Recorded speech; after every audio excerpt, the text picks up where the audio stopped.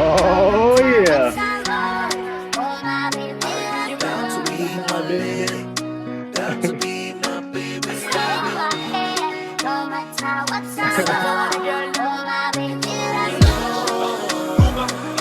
Noise, noise. Yeah.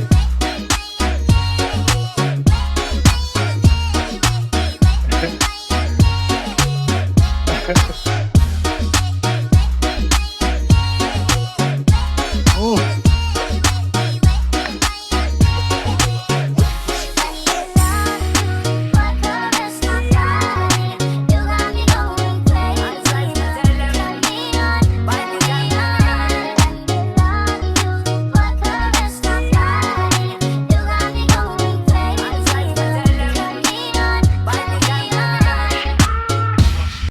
All right, yo.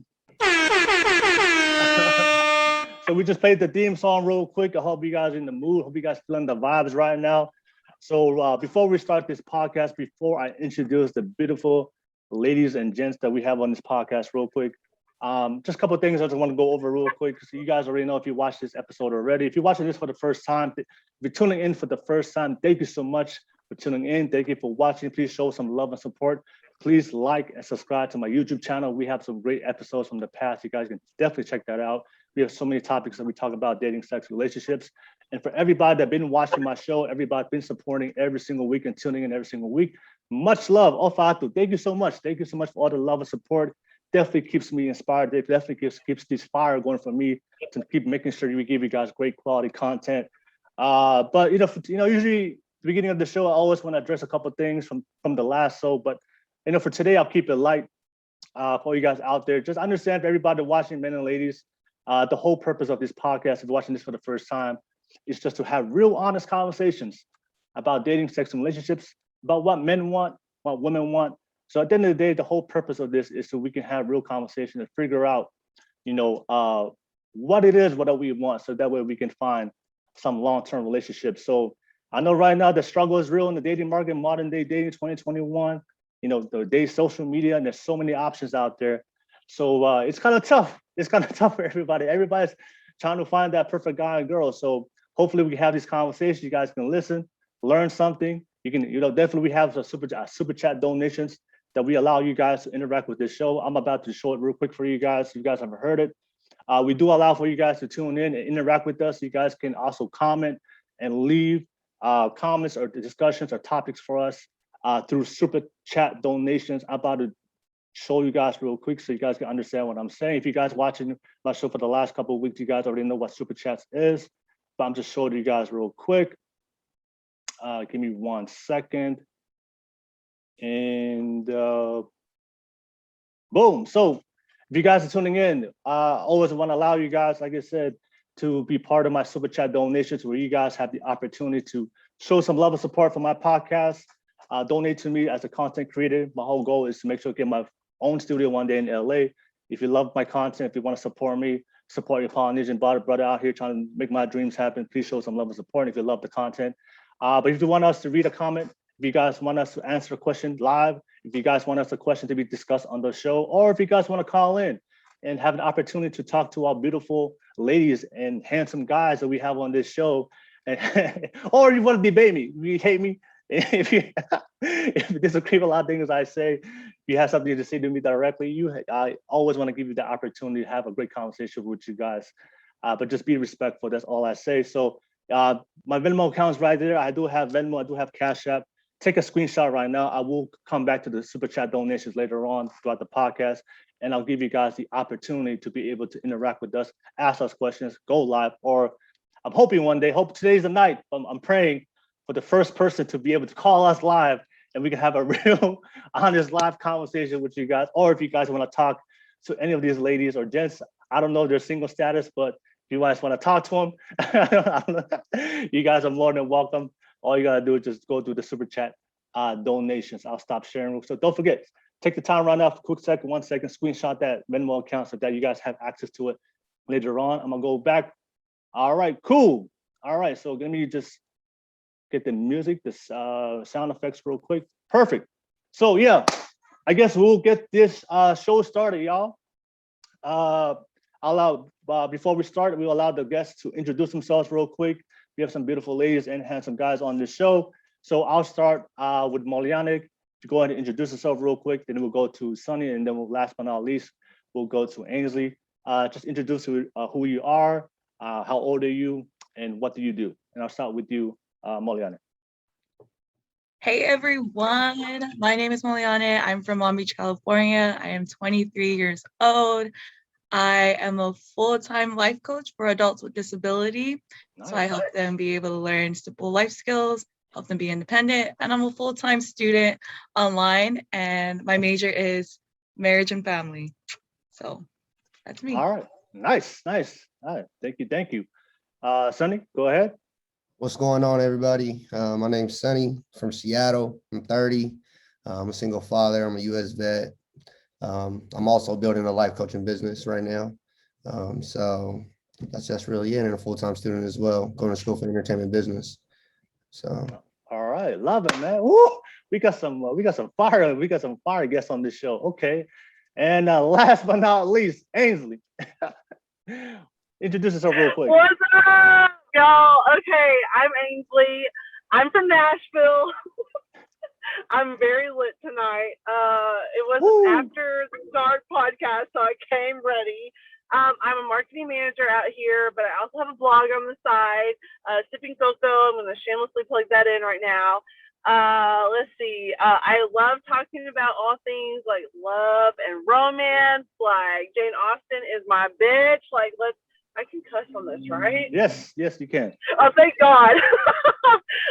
But yeah, I am also 28, single, ready to mingle. Ooh. So yeah, like I am so ready. Like somebody put a ring on it. No, anyways, that's who I am. Oh, nice. So hopefully we can find that person for you, Aynsley, on the comments. So you guys heard that go. Of course, lazy, you lit. When you lit, you know what that means.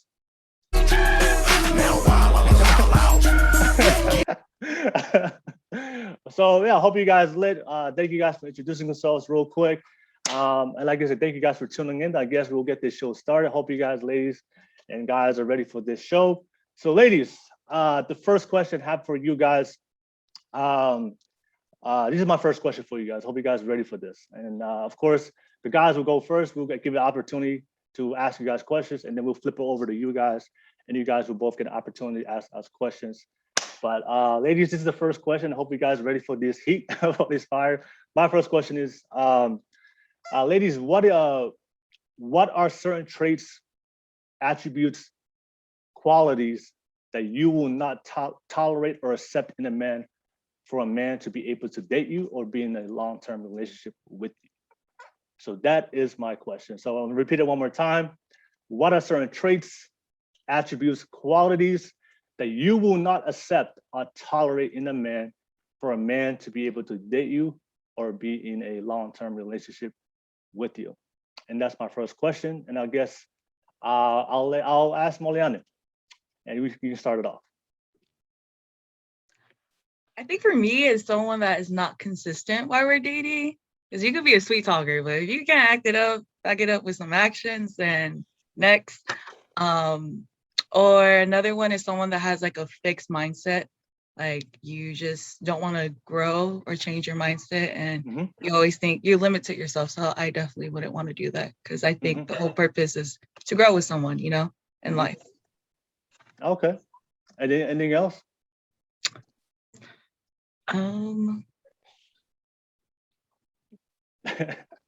Someone, hopefully they're God-fearing. Religion's not important, but that's definitely a big factor in my life. That's one of my values. So I hope that's also their values. If not, yeah. So Moliane, you said God-fearing, consistent, and what was the last one? I'm sorry. It was God-fearing, consistent. And if they have a fixed mindset, then I would not like. Yeah, fixed mindset. Yeah. So if the guy's not growing, he has no chance with you. No. All right. Cool. All right. So God-fearing, consistent, fixed mindset. That's some nice qualities right there.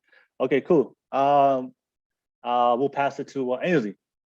What about you? What are the the traits, attributes, qualities that you're not going to tolerate in a guy for him to be able to date you?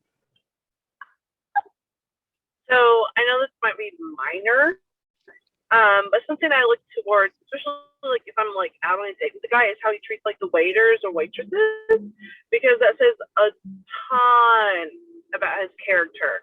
Like just like I've worked in the food industry before, and I know what it's like, and so like seeing him like interact with people who, in society's world is not like the top class, you know, like just seeing how he treats other people. That's what I'm looking for. Like I'm seeing like, do you treat other people with respect? I don't care like if you are cleaning the house or if you're the plumber or if you're like what society deems as like not worthy. I'm trying to see like how are you treating those people? Because if you treat the low of the lows disrespectfully, then how like why would I expect you to treat me with any respect? So you know that's what I'm looking for. Also like for me personally, because I am someone who is the term most people, I know there's a new term, but I still use this term, but I'm Makaafi, and I grew up not really knowing my heritage, but I'm looking for someone who is willing to put the work forth to making sure that we uplift our people, that together we are working towards supporting those in our community and uplifting those voices. So if you're not passionate about that, I'm just going to find it very hard to date you, because like that is like honestly like my sister even says this, but she's like she'll start talking on a different conversation and she's like just timing how soon I will talk about like the Pacifica voices, because I am so passionate and uplifting our people, because like here in the States especially, we don't have a large voice. I mean, this month is Asian American Pacific Islander month, but so much the PI of AAPI or API, the PI, nobody knows. So to me, it is vital to raise that voice. And if you're not going to partner with me in raising that voice, it's going to be difficult, because that is who I am. And a whole part of me, like even this weekend, like I'm hanging out with my friends. One of my friends is Hawaiian and Samoan. And we hung out with another Samoan guy who's also Apakasi. And to me, I was bringing up a lot of political stuff. I mean, that's just like on the first hangout. So like, you know, if you can't deal with that, if you are ready to just like, you know, be like, oh, I don't want a Samoan wedding, or I don't want to deal with the alawas. If I don't want to deal with like, if you're just going to be, like, this is after dark, right? So I can just kind of free talking. But if you're going to be a little bitch about our culture, man the fuck up, because I'm sick and tired, and I'm so sorry. I'm so tired of seeing, and I've talked to people being where it's the girls and the gays and the theys that stand up for our culture. And I'm not talking to people here, but I'm ready for our men to step up and be for our culture. That's what I'm looking for. Anyways, that's me. Ooh. I'm Aynsley. Bye. Oh, Aynsley coming with that fire. You know, Aynsley coming with the.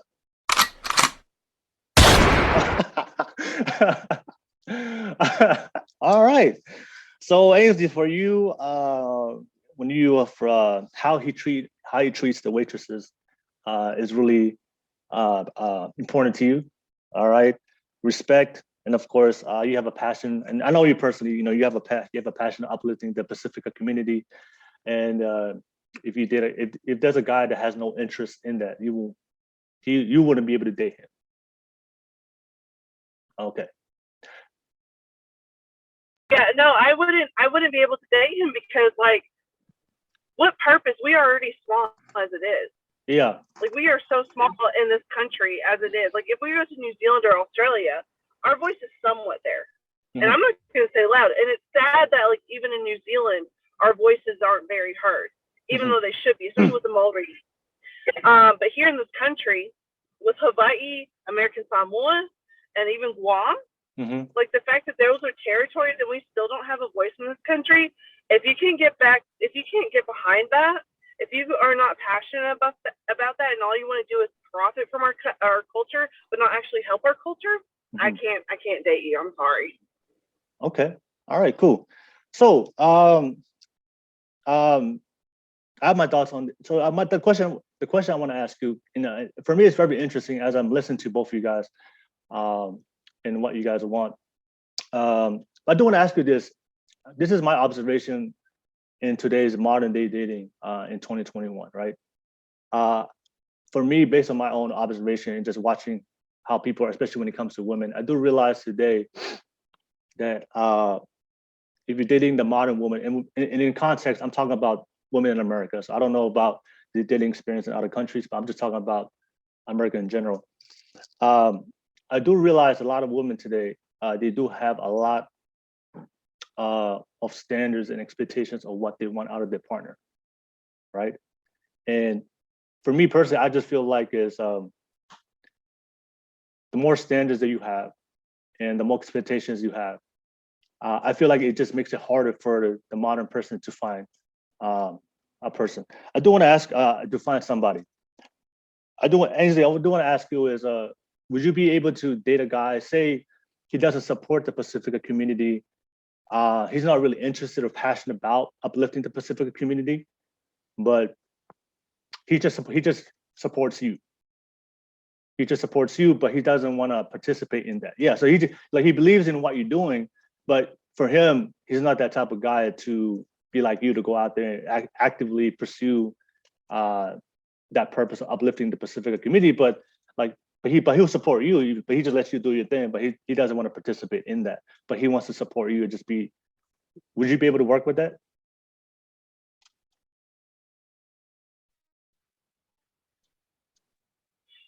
I think I would be able to work with it. But I would also be of the mindset that like we're gonna have to sit down and have a conversation, you know, because a lot of the work I do on the side, aside from my like actual job that pays me, is uplifting our culture. And you know, I will have to say this: like I have a dad who's Palangi. Yeah. And you know, he doesn't uplift the entire Pacifica community. Like he doesn't know much about like the Tongan community or the Kanakamaoli, Maori. Like he knows some stuff, but he's not going to go out there and like protest and stuff. He's also 67, so he's kind of old.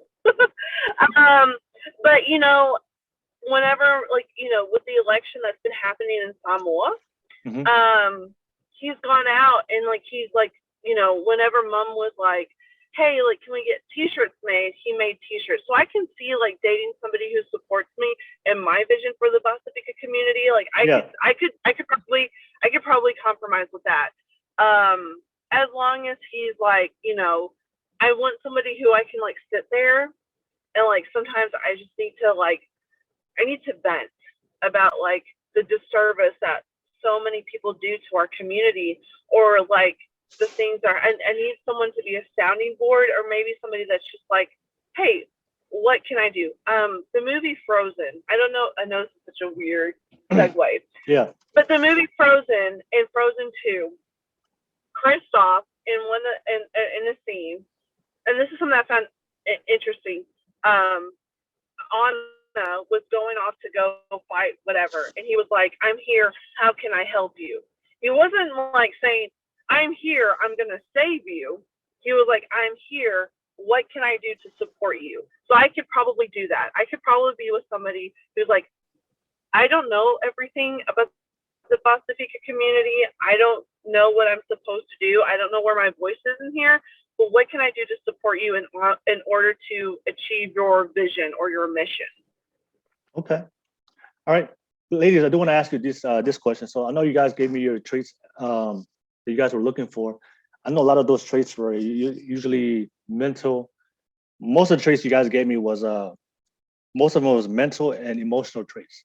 But none of you guys mentioned any physical traits. So I do want to expand on that. I want to ask you guys, are there any physical traits that a guy has to have in order to have an opportunity? Because one thing, if you know about me, I like to keep it real. You know, I just find it funny because like a lot of whenever I ask like, you know, girls to talk about their traits, I feel like sometimes you guys give us like the Disney answer, you know, God-fearing, I want a God fearing man. I want a consistent the Disney Channel answer. But at the end of the day, when you go in real life and reality, the dating market, like we women and men too, we make our decisions on physical appearance. And I always want to talk from the guy perspective, and I always want to be able to provide information to anybody out there that oftentimes if you talk to like say 10 girls and ask them what they want, they'll give you a million things. Right? Because everybody's different. So for me, I always want to say, what are the things that men can do to be able to have the best opportunity to attract some type of women out there? So I do want to start with the physical traits for you guys out there. So what are your Moliane? Like, what are the physical traits? Do you have any physical traits that a guy must have in order to be able to be in a relationship with you? I do. Obviously because of the pandemic, I can't even see their smile. So like shoulders, like those, like, I don't know, when y'all do like shoulders, that's what I noticed. Hairline, because obviously you guys can't do your nails or makeup. So like your hair, So I'm from Cali. when you say shoulders, Like, what no, is that? like, I don't know, just as long as you can rock your hair and you're confident in it, then I'm cool. Like you could have Troy Polamalu hair, or you could have like a nice fresh cut, whatever makes you feel good. And tall. I'm only 5'5", so someone that's taller than me, I like wearing Okay. heels. Someone that's fit. Obviously from Long Beach, so we're gonna go to the beach Okay. walk. And yeah, All right. hygiene to make sure you smell Hygiene. good. Yeah, have a great smile. But yeah, that's what I'm first attracted to, is like your Hey, shoulder. so when you say shoulders, what do you mean? Like, what do you mean? What type of shoulder? Like, what do you Like a mean? volleyball player or a football player, kind of. Shoulders? Yes, have some broad Yeah, shoulders. yeah. It just, I don't know. It just makes me think like, oh wow, you're fit. Like you go to the gym. Like yes, I got let's you. go Yeah, yeah. together. We're gonna be can- healthy. Yeah, You can tell somehow somebody's is fit by their shoulders. I got you. yeah. I got you. And leg day. You know, you gotta look at the calves too. Like, okay, the top good, the legs good. We're Okay. going. All right. And then the hairline, if you have a bald receding hairline, no chance. No, that's not. You gotta look like my uncle or like I don't need that. Okay. Have you ever been catfish before? No. So No? hopefully not No, tonight. no, I'm sorry, no cat. I mean, have you ever been There catfish? is a thing. There is a thing. Catfish? Catfish. Yeah, Have you been catfish. catfish? Have you been catfish before? No, I haven't. But I didn't even know that was a thing. But now I know. Like, can you take your hat off, please? I know. All the fellas out there. All right, and then of course height for you. You has to be taller. Has to be taller. Yep. Like you're 5'5". Like what's your minimum? 6 foot. 6 foot. Oh, interesting. I got brothers, so you better be tall. Because if something go down, don't make me call my brothers. So you better be tall enough to handle yourself. Okay, 6 foot. Okay, so 6 foot has to have a nice hairline and broad shoulders, and has to be fit. Yes. You can't date what was if my brother is like little chubby. Yeah, I would. We Yeah? can go to the gym together. Okay. But if he's like fat. No, I'm not. Personally, I'm just speaking from my own experience. Okay, no, fine. All right. Is there anything a guy could do to make up for being fat? Like make you Big laugh? buddy. If you make me Okay. laugh, then yeah. So fat funny guys, you give them a chance. Oh yeah. Right, Sonny, if you want to jump in anytime, you can jump in anytime as we're having this conversation, man. You can jump in if you have anything want to ask them. Anything want to add to that, Sonny? Yeah, I just want to know what does consistency look like to you guys? You know, Yeah. What does that mean? Describe it. You know, because everybody has a different definition, especially with different situations. So For just me, for us What do you mean men, by- you know. What's that? What do you mean Yeah. by consistency? Like she said, she wants somebody else. Yeah. What does that mean? What does that mean to you?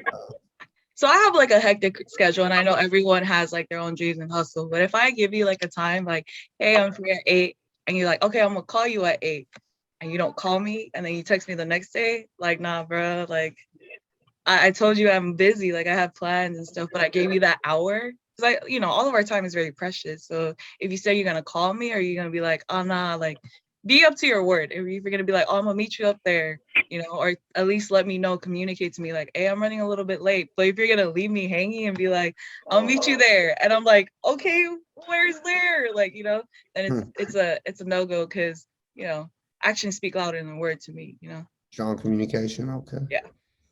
Okay. Do you guys feel like a lot of guys today are not consistent based on your experience?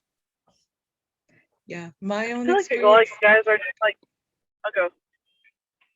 Yeah, they're not consistent. Not a lot Yeah. of them.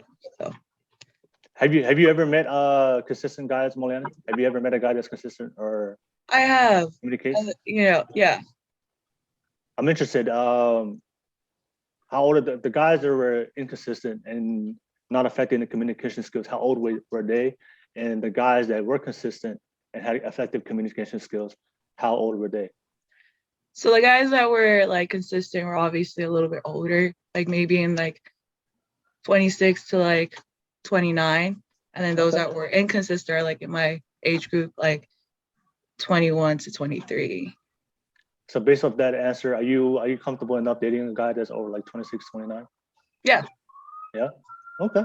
All right. Girl, I need to know where those people are at because, like, I'm 28, and even the guys in my age group are Call in, let us know where you at. I'm just like, what the fuck? Like, what? Like, I'm just like, really? So, Moliane,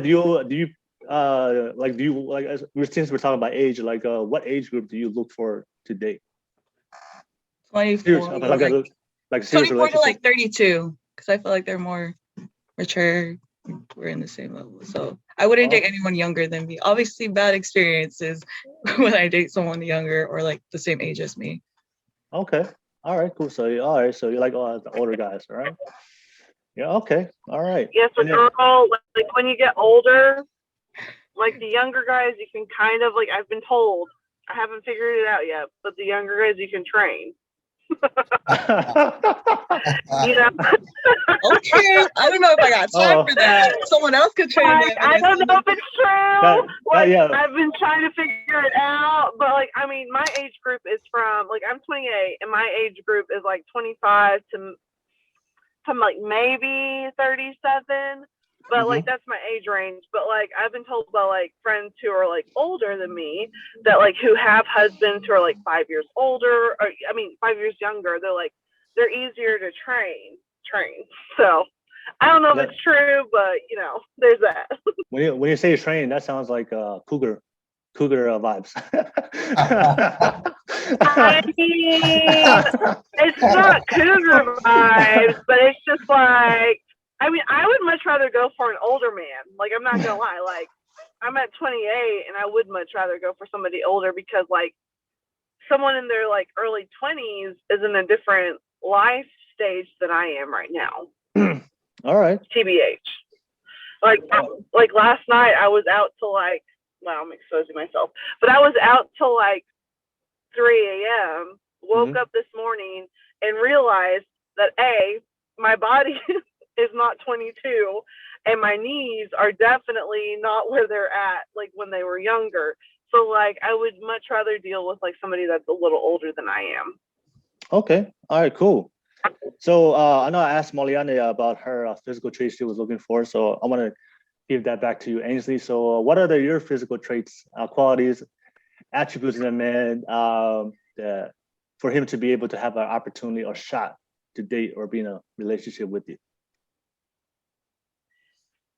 I mean, I would like somebody that is taller than I am. And the only reason being is because I wear heels a lot. And so like, and also like, okay, this may not like seem like a big deal, but like when you hug your man, and this is just like the different guys that I have dated, it is much nicer from a guy that is like slightly taller. And I'm not saying like much taller, I'm 5'6", whatever.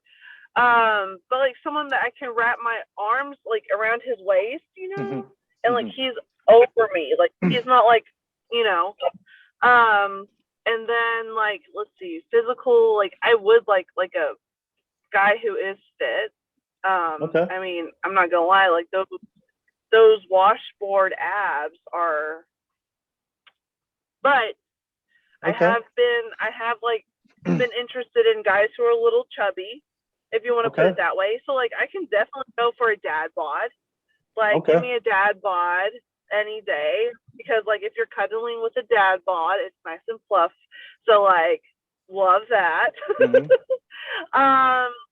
And then like someone who like kind of just like dresses nicely, because there's nothing better than a guy who knows how to dress himself, you know? Like if he has immaculate taste, honestly, I think I would go for a guy who has immaculate fashion over a hot bod.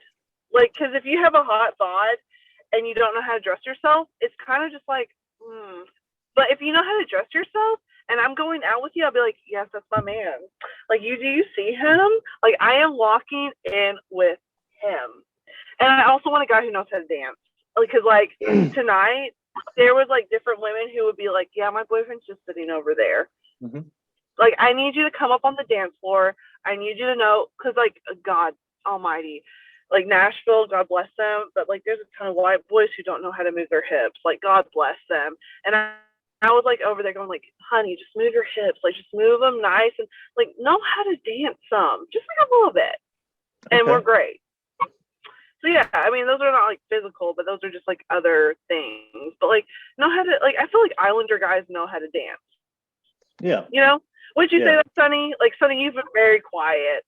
Wouldn't you say Islander boys know how to move? Yeah, we know how to move. So, but no, yeah, I do have a question though. Do you guys Exactly. prefer a man with kids or without kids? I mean, honestly, at the age I am now, like, I'm expecting to be either a stepmother or somebody who's dating a divorcee. Like, I'm 28. Like, at this point in my life, like, it's either he is actually single, which is, like, it is what it is. But, like, at the same time, I'm expecting to either be a stepmom or a wife of a divorcee. Like, that's just, like, the reality of it. And this is after dark. But, like, yeah, that's the reality. Yeah, Aynsley, do you have a limit of how many kids he has? Like, No, does it matter to you? No, as long as he wants to have children with me, because like I would at least like to experience. okay. Have y'all watched The Nanny? Yes, I love that show. Okay, so like The Nanny, homegirl is probably like in her 30s or whatever, and like I'm not expecting to marry a rich man, but like the entire concept behind that of like my mother wanting me to find somebody, and like this guy having like 3 kids, and like she also wanting to have children of her own. Like that's where I'm at in my life. Like I don't care if you have children. Like I almost had a thing with a guy who had a kid. And then like 5 months later he ended up being engaged, which I'm just like, which was so weird because we were supposed to meet up, and then 5 months later during COVID, y'all, got engaged. But whatever. So if a guy had like 5, 6, 7 kids, you cool with that? No, he just had one child. He had one child. Oh, I mean, one child. Yeah, he had one. No. I'm saying like, if he has like 5 or 6 kids, that's fine. Just God, I hope he's not like sleeping with everybody. No, he has he has 5, 6 kids from the previous relationship. Okay, then that's fine. But like, I don't need him to have 5 or 6 kids from like 3 other women. Oh, so as long as it comes from one woman, then it's okay with you. Yeah, as long as it comes from one woman who like I know he was committed to, you know, because like if I see that like he's had like 5 or 6 kids with like 5 or 6 women, it just shows a pattern there. You know what I'm saying? Like it shows a pattern of like, what is it called? Infidelity to me. Yeah. At least.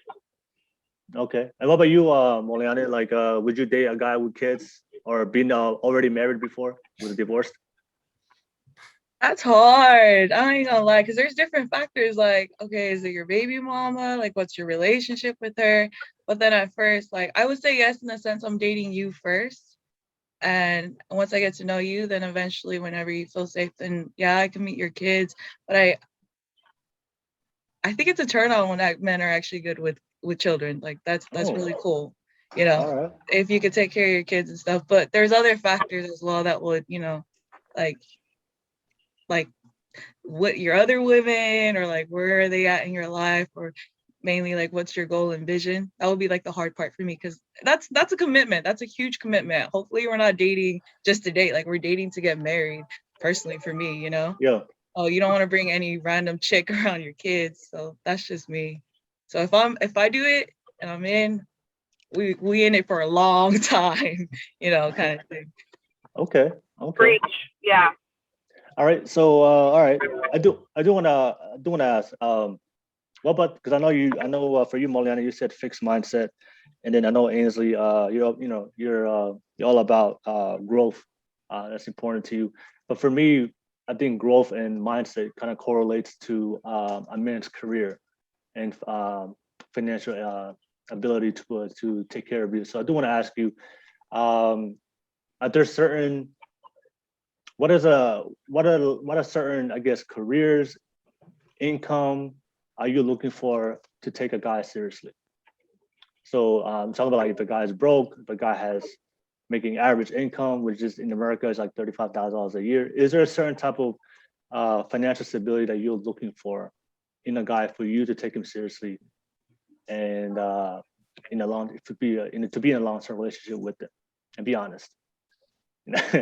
Be honest. I start with you, Aynsley. I start with you, Aynsley. Me? Yeah. So like I'm pretty independent on my own. Mhm. I got a pretty decent job. But it's a complicated question. Simply because like I'll make it easier for you. Does he have to make the same type of income as you, or can he make less than you? Jesus. I think honestly, I think he can make less than me if he's okay with that.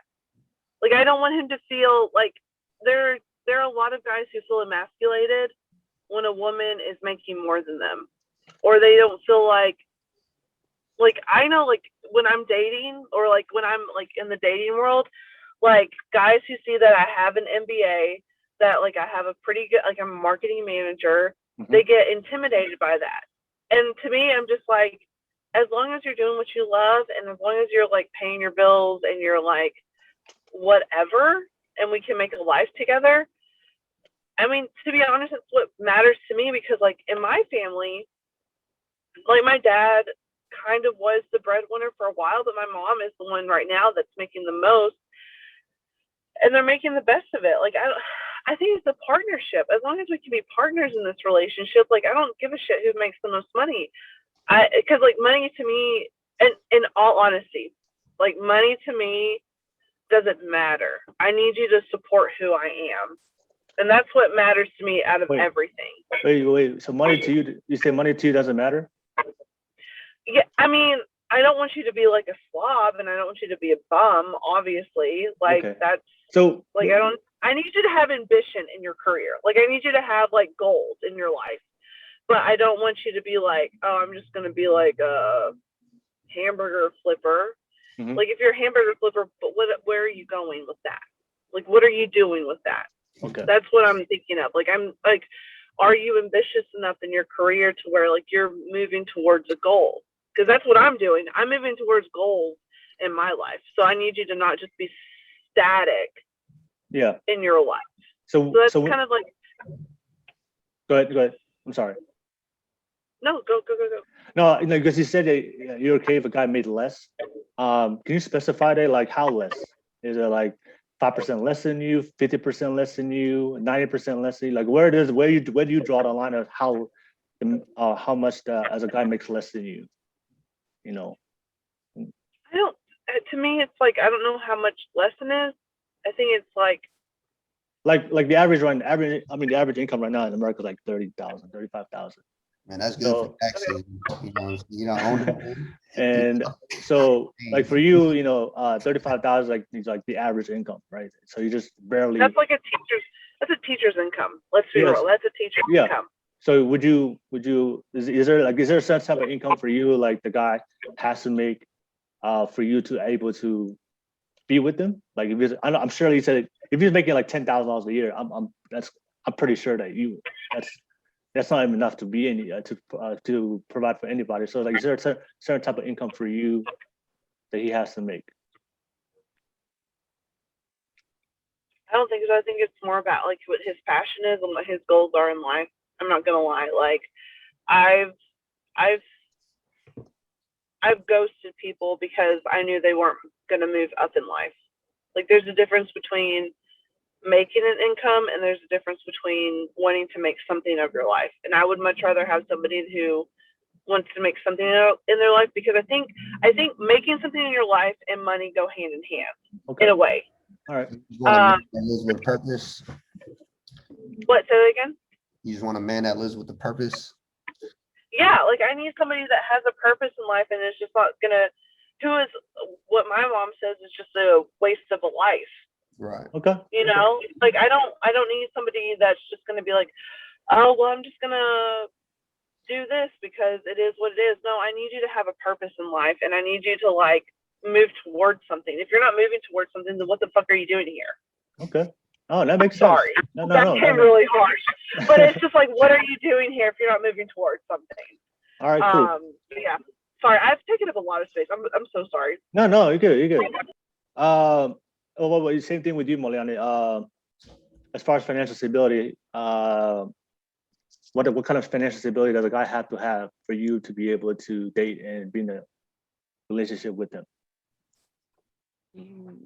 Me personally, just don't have debt, but I do want my man to like make a lot of more money than me, because I live in Cali, everything's expensive, but money is the number one problem for everything, you know, like reasons why families are broken. And I feel like that should, you know, if he's able to offer that, then by all means, go ahead, get the bacon, get the bag.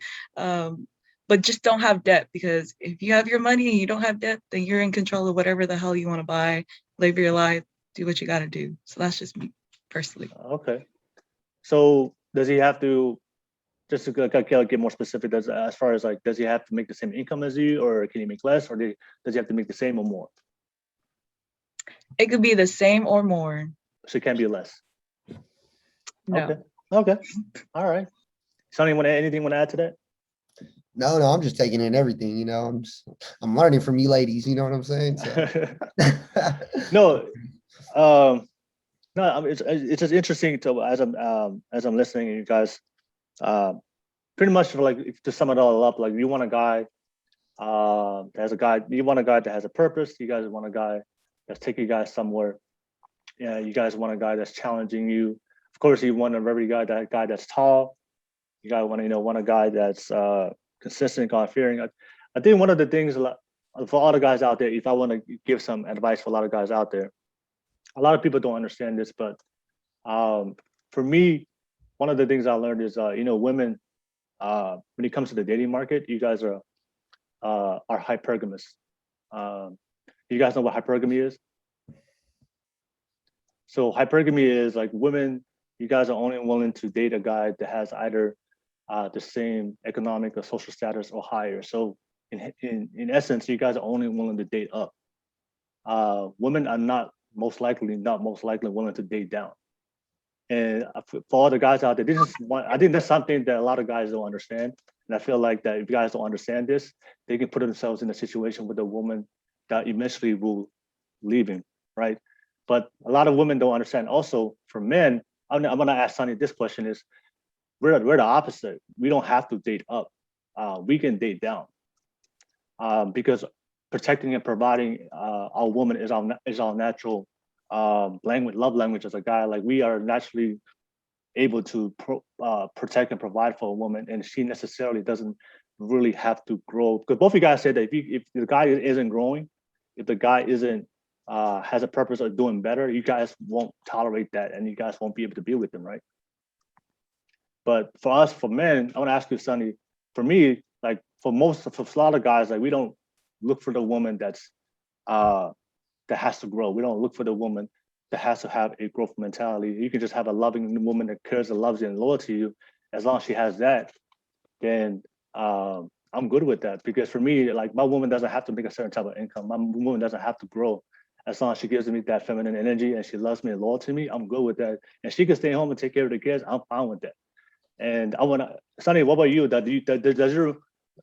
there some truth to what I said as far as hypergamy? When it comes to income, there's a lot of truth to that. But when it comes to a mindset, as well, you know what I'm saying? A purpose, same thing that you ladies been saying. It's the same thing that us men looking at women as well. A lot of people mistake, they like to say men have roles, so do ladies, Yeah. And especially within, the island culture, they want their men to be the voice, and we want our ladies to be the supporters, so that's just me, that's how I would want my lady to be, have a voice, but also, be a supporter and understanding, like you guys are saying, so we can all learn from each other. Because when I'm gone, this is just me, who's going to take care of the house, it's going to be my lady, especially with the kids and stuff like that. Me being a single father, that's one thing that I look into as well, and also speaking while I'm gone as well, speaking for the family. So that's just how I see it though. But money wise, yeah, I agree with what you're saying though. Yeah. So definitely agree with that, Hey, Aynsley, I know you mentioned that usually when you meet guys and as soon as they know that you have a degree or you have you have some kind of good career and you're independent, you said a lot of them are intimidated, right? Yeah, All maybe right. comments are And, hilarious. and the reason why, and this is why I always say the reason why it's intimidating. Well, from your perspective, it's intimidating, but like a lot of people don't understand this. Like men and women, the way we show commitment and the way we attract each other is different. For you guys date down. I'm sorry, you guys only want to date up, either the same or up. For guys, we're comfortable dating down. So guys will always look for that because that's our natural love language to protect, provide, and protect. We're just gonna look for the girl that we can just provide and protect for.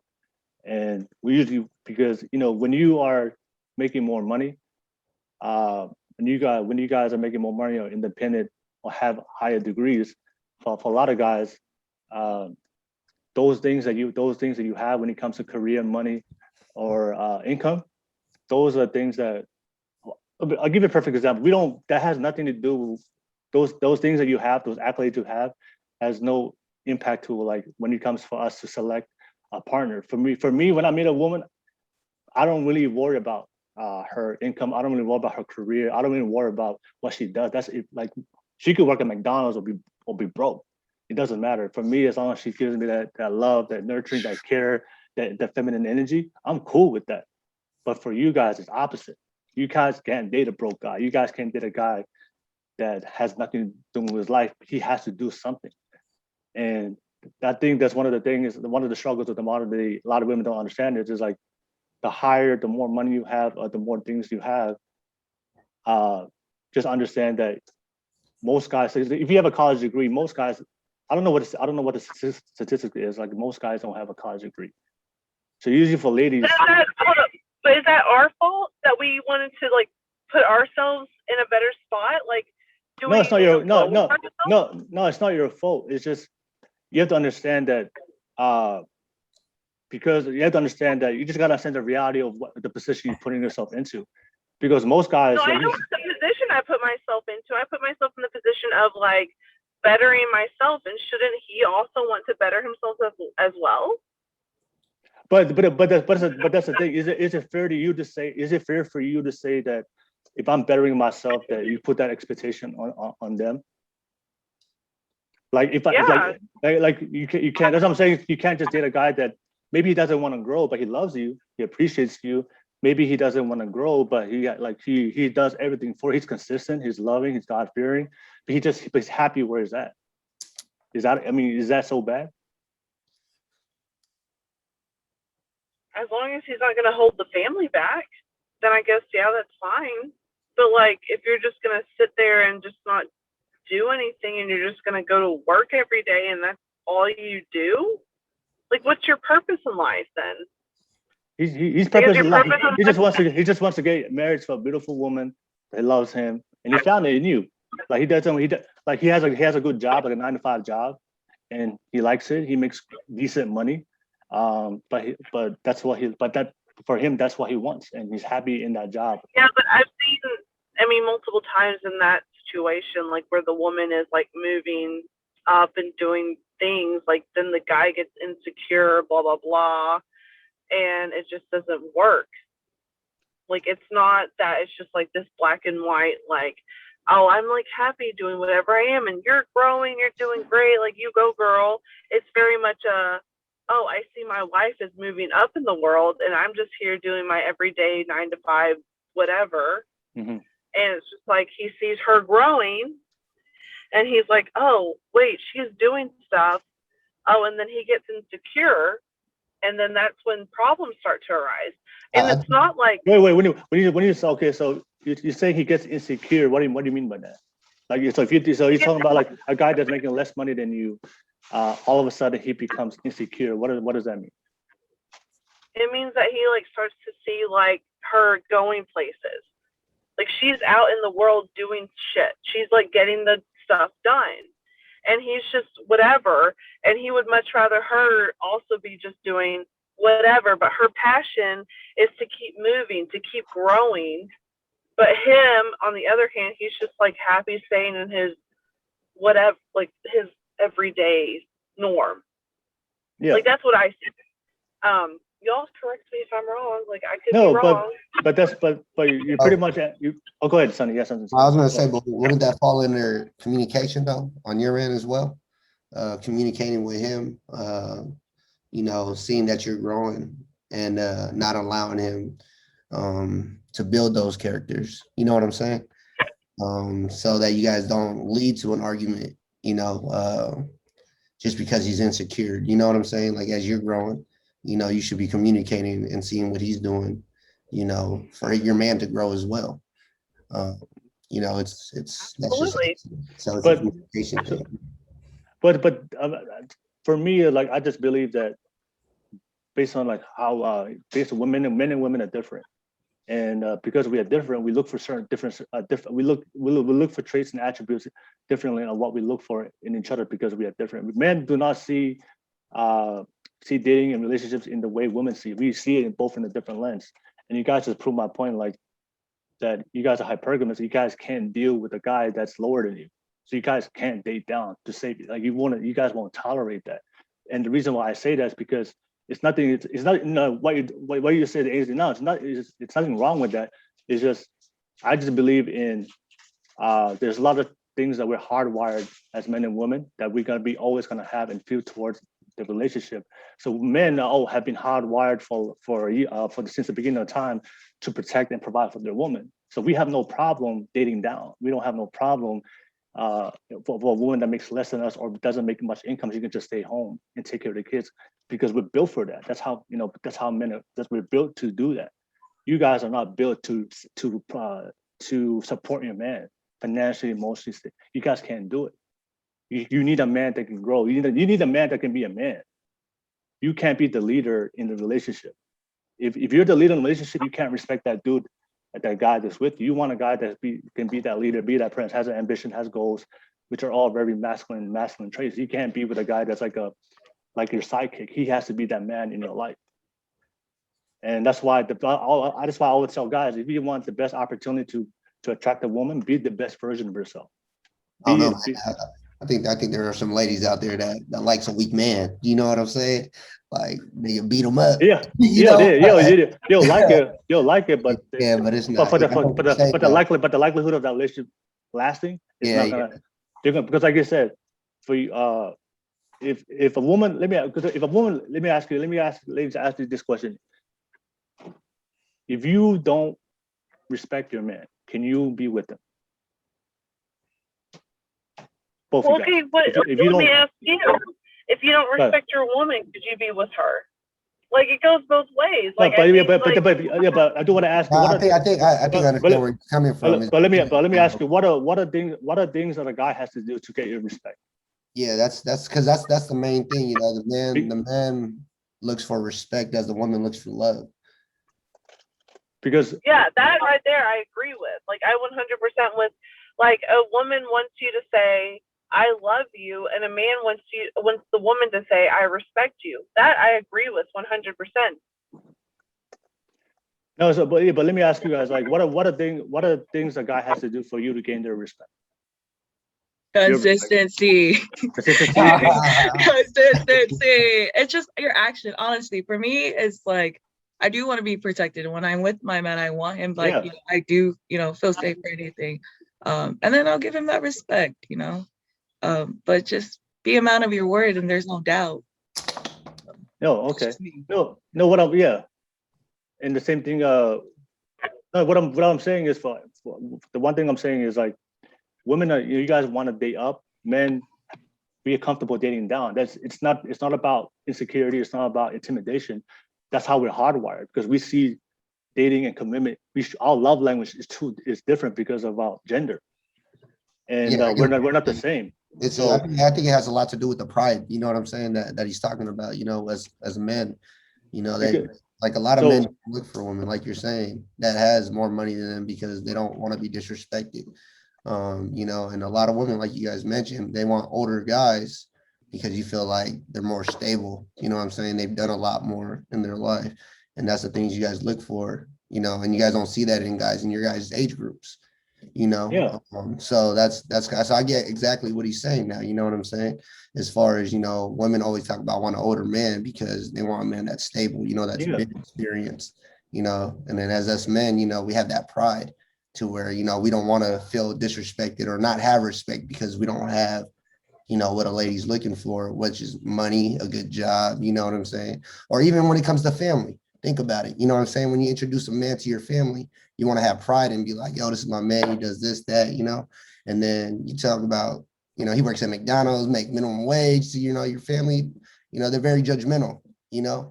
And a lot of men, they feel disrespected and don't have that pride anymore. You know what I'm saying? So I think that they just look for a woman who be like, all right, you know, I know I'm going to be good working at McDonald's, you know, because, you know, the family does this and that. You know what I'm saying? So I get what you said.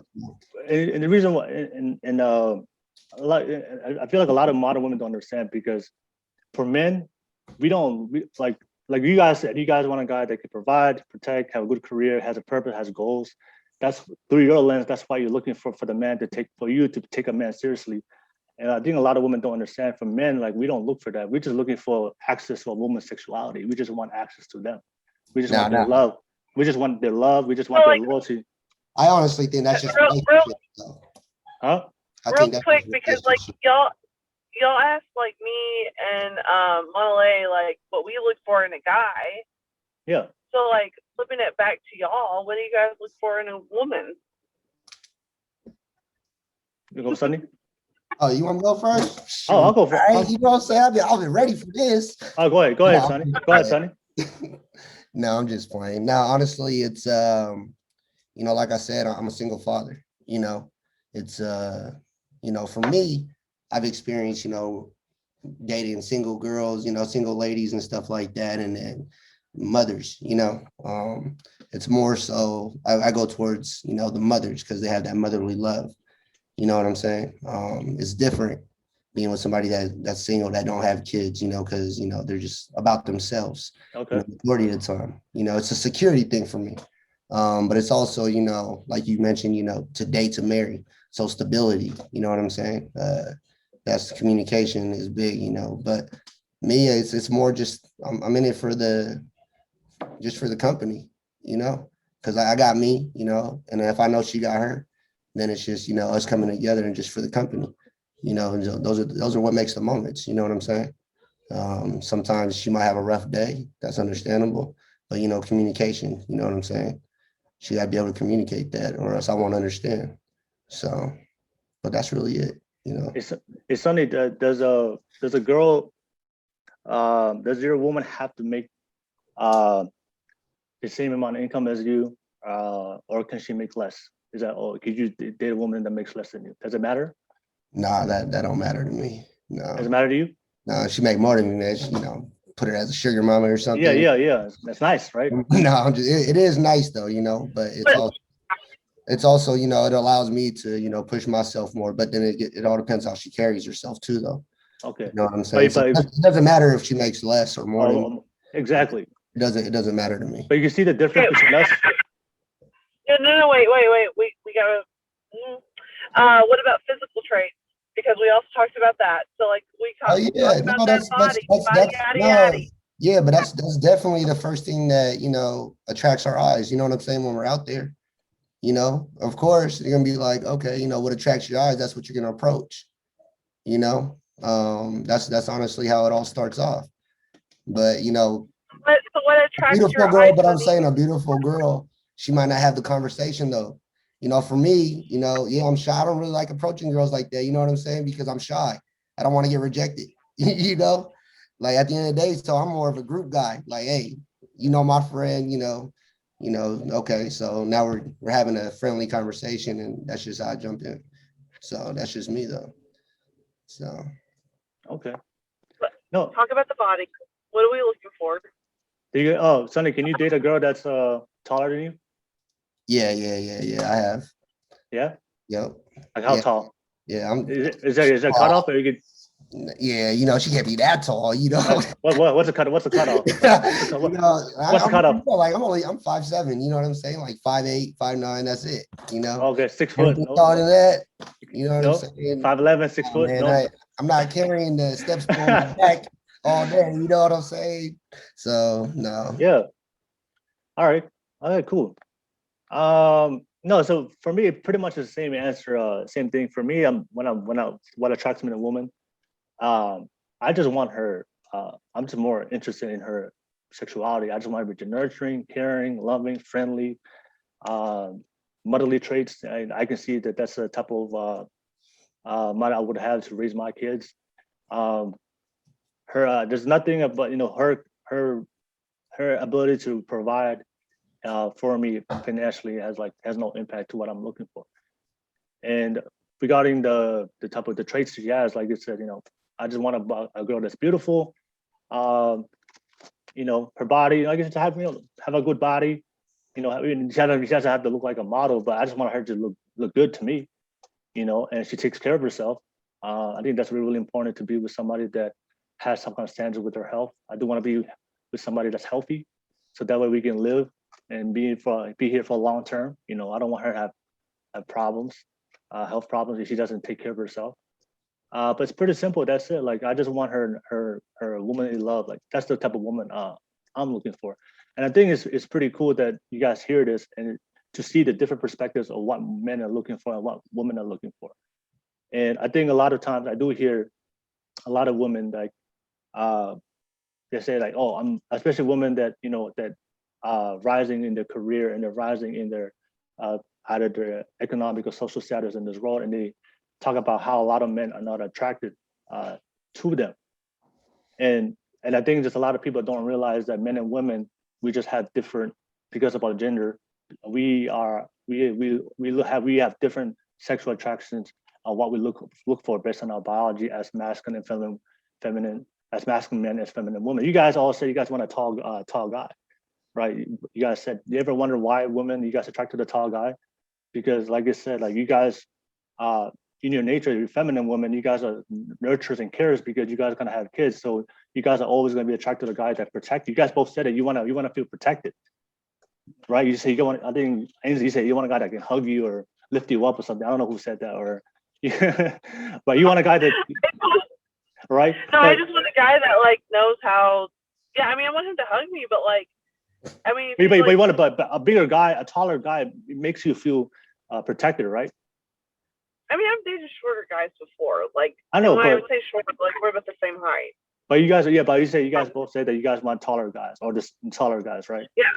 And like I said, the reason why you guys feel like that is because as a woman, like because you got your natural feminine energy and as a woman is like nurturing and caring because you guys are mothers. You always want that guy that protects you, and that's why you guys are attracted to the taller guy. For guys, our natural love language is protecting and providing.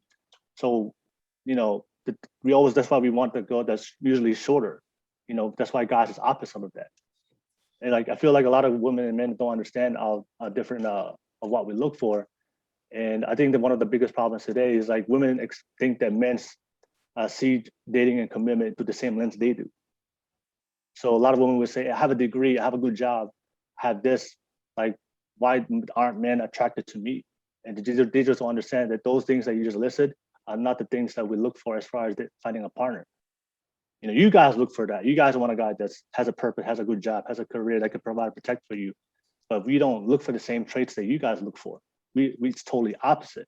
Yeah, So I believe I could always, like a lady could always, if she chubby or whatnot, she's still beautiful or whatnot, but that's on her though, she could always reshape herself, yeah, being short, shit, I'm 30, I ain't growing no more. So this is me, you know, yeah, but not saying, that's just the truth yeah, though. Like he's saying though, yeah, that's true though. I saw something earlier, it was like, women, they could change their shapes, because a lot of men, they look at they look for females, with the big chest, big butt, you know what I'm yeah, saying? yeah, That model type, and then a woman always wants somebody that's tall, and then a lot of short guys, they just, they feel insecure or whatnot. Now I don't, what I'm yeah, saying? yeah. Like, straight up, but a lot of guys do though, because of this, because of these answers that are given. So So the thing is, I think what I was and to Ainsley, like one of the biggest challenges I do see for a lot of women out there that are watching, the higher you go up, the more you level up in life as a woman. You just have to realize because you're not willing to date down, you're gonna limit yourself. Your dating pool becomes smaller because so the higher income goes up as a woman, because you're not willing to date a guy that makes less than you because he has to grow with you. And then you did pretty much so if you make say if you're a woman that makes like say a good career is like $100,000 a year, which is there's only 10-20% of people that make $100,000 a year. So if you're a woman that makes $100,000 a year, that's a really good income, right? And there's usually women who are entrepreneurs, have their own businesses, right? Because you're not willing to date a guy that makes less than 100,000, because like I told you guys before, you guys are hypergamous, you guys only willing to date up, then all those guys that make less than 100,000, you guys don't even give them any time of day. So you're only looking for guys that make 100,000 or more. So that means your dating pool becomes shorter. But the problem with that thing is, like, for those guys that are making 100,000 in the same level, those guys our natural love language, we date down. So the guys that make this out of the same social status, economic status as you guys, we don't look for the same girls in the same economic social status. We're okay just dating down. I think you misconstrue what we consider dating down though, because like to me, dating down is, again, like I said, somebody who doesn't have a purpose in life. Like, for example, if I was to date somebody who's in the film industry, Yeah. and they're just like trying to grind it out, they're writing scripts, they're really not making much right now. Like, I don't give a shit like that you make less than I believe do. in their vision though. I believe in your vision, and as long as like you actually say you're good at what you do, and I can see that you're good at what you do, because like if you suck at what you do, then like I'm gonna be real with you and be like, hun, maybe let's like pivot, like just like let's pivot. Like you don't suck at what, like I know this is your passion, but like let's find something that's good for you. But like Yeah. I don't give a crap if like they're making less than me. What I give a crap about is that like you're going after what you are actually good at, and I can see that there's a dream there. And if I can just be like, babe, this is your dream. You and I are in it together, and I can see that you're going to be up there on the Oscar stage, and I'm going to be there with you till you get up there. That's what I care about. Okay. Like I give two shits about like somebody that has a dream that they're actually good at and that I can believe in. Because like if you say like, oh, I'm going to be in the NBA, and honey, you're like 5'5" and can't shoot from the 3-pointer, baby, you're not going to be going into the NBA. I'm sorry. That's a dream. Like that's a dream that you're never going to achieve. So let's pivot. Maybe you should be a coach. No, I like what you're saying though, and I also agree. I agree with both of you guys, because the majority of the people, what I'm saying, that's what Will's trying to put out, is that majority of the ladies do speak on that. You know what I'm saying? Answer just like that, and that was, and I do agree with that though. And I like how you're doing, because you're just personally speaking about you. You know what I'm saying? Like as Will, he interacts with a lot of ladies. You know what I'm saying? And I think that's just what he's speaking on. Okay, so you're talking about a guy that has he has to have a goal and dream, right? Right? People, we all know. But let me put it in context of this. Everybody knows goals and dreams. Only a small minority of people actually make it in life, right? But what are we considered to make it? But perfect example, like a screenwriter, right? You said that the guy was a screenwriter. I think that's what the example you said. And when it comes to goals and dreams, it might take 5 years, it might take 10 years, it might take 15 years, it might take 20 years, it might 30 years, right? Yeah, no, because like, listen, so like the reason why I say it like this is because like I haven't been in relationships with these men, but I've been in situationships with these men. Yeah, yeah. So like, for example, I'm just gonna give a real life example here. There's a guy who like I was in a really close, like we are in a very close friendship with. I'm just gonna give a real life example. There's a guy who like he and I like connect on a real level, and like he said, I'm gonna be a D1 coach, and I'm like, okay. And he was coaching at not even NAIA level. Okay, for those of who are in basketball, that they know what NAIA is. Yeah. So like for him, it was about 5 years ago that he told me that he wanted to be D1, right? Okay, yeah. So I was like, okay, what are we gonna do? And we're just friends, okay, mind you. And so like he got his master's. I helped him take a finance class. I did his work for him. But like I helped him achieve that. I helped him get his resume up to par. I helped him get a head coach that he was working with, his resume up to par. I have information from like college D1 coaches on hand because of these people. Like these are the things that I worked with for 5 years for this one guy who I'm not even married to. He got married and wanted me to be at his wedding for him. I went to his wedding as a friend, but like these are the things I did for him because I believed in his dream. And now he is an assistant D1 coach on his way eventually to be a head D1 coach. So yes, like when I say that, like I don't give a shit if you make like whatever, as long as you have a dream that I believe in and that I can see you achieving, I'm going to be with you there 100% of the way, baby. Like I'm going to be there. I will help you get there because I have done it before. Okay, but you know, so if a guy say he was able to do it in 5 years, right? I want to ask you, what if it takes longer? What if it takes, say, are you willing to wait 10, 15, 20 years for a guy to accomplish his dreams? Taika Waititi. He is a perfect example for our community. Taika Waititi. How long has he worked in the film industry? A fucking long time. Yeah. And it probably took him a long time to get on that Oscar stage. And his wife has been there with him every step of the way, been a producer as well. She's been working in her own right. I haven't done a lot of research on her, but I definitely will do after this conversation. But I know that she's been there with him through it all. And he's now making Thor. He is now making Star Wars. He is now making all of these movies because he started from New Zealand and has now made his way to Hollywood. So, you know, I think if I see talent and if I see somebody who is passionate, good as shit at his job, and if he's okay with me being there to support him, babes, I'm there. I am there with you. I will fight tooth and nail for you because honestly, our women, we gotta bring props to our women. All right. Yes, we may be shallow. We may want all these things our men, but by God, we will be there till the very end for our men, and we will fight tooth and nail to make sure they get to where they're supposed to be. That's all I got. I do want to push back on that. I disagree with that. I think women aren't built to support a man. I think men are built to support a woman. Because the reason I would say that is in America, 50% of we have over 50% divorce rate in America, right? And then 80% of divorces are initiated by women. And the primary reason, and the primary reason is financial stability. So right now in America, 50% of people are getting divorced, and 80% of those divorces are initiated by women because of financial stability, which means these women weren't willing to wait long enough for them to be able to get back on their feet. I think we have to rethink about that stat, though. We have to rethink that stat, because where does that stat come from?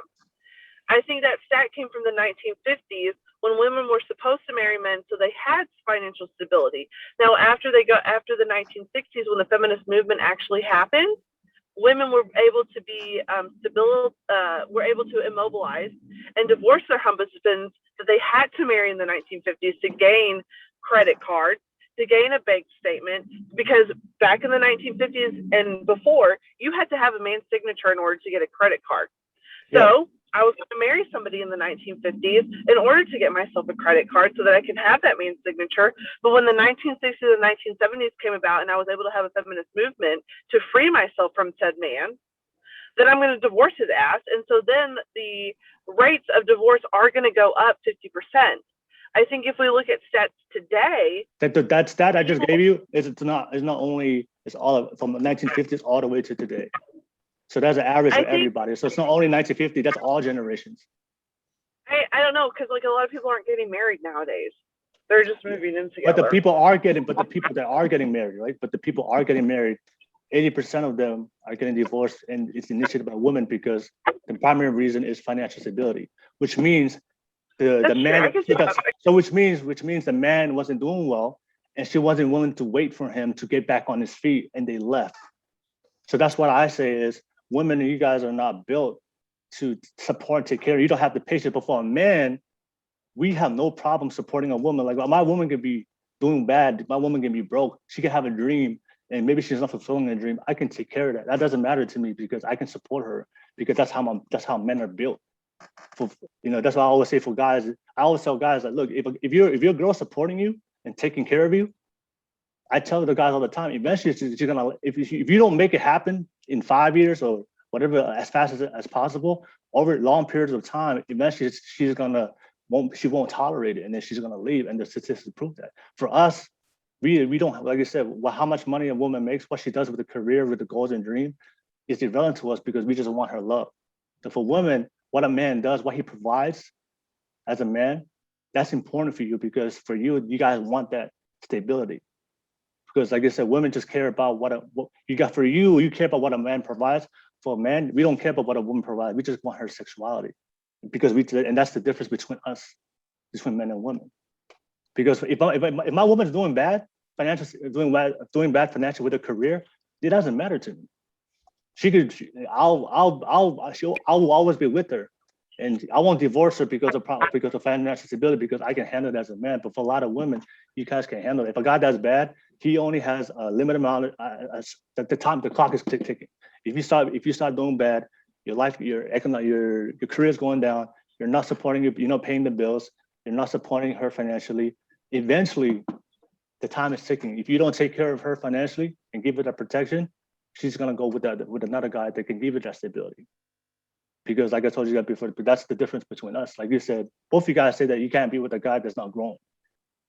If he's not growing in his life, he's not doing better in life, you guys can't be with him. But me and Sania are like, we don't really care about. Growing in life doesn't mean finances. Growing in life means like different things. Like I don't need a dollar amount for you to be growing. But you guys won't. If a guy's making absolutely less, I didn't want to, like if he's making less than you, and he's willing to stay there, he's not wanting to increase his salary. He's just content with where he's at. You guys won't be. Both of you guys said that you guys won't be able to date that guy long term. I would be able to date the guy who's like not wanting to financially grow, but if he has a project on the side, like volunteering, like if on the side he's growing, like say, like let's example, just hypothetically. Okay. If a guy is like working a 9 to 5, that's like an assistant job. That's probably minimum wage or slightly higher. It's an hourly paid job, right? Mm-hmm.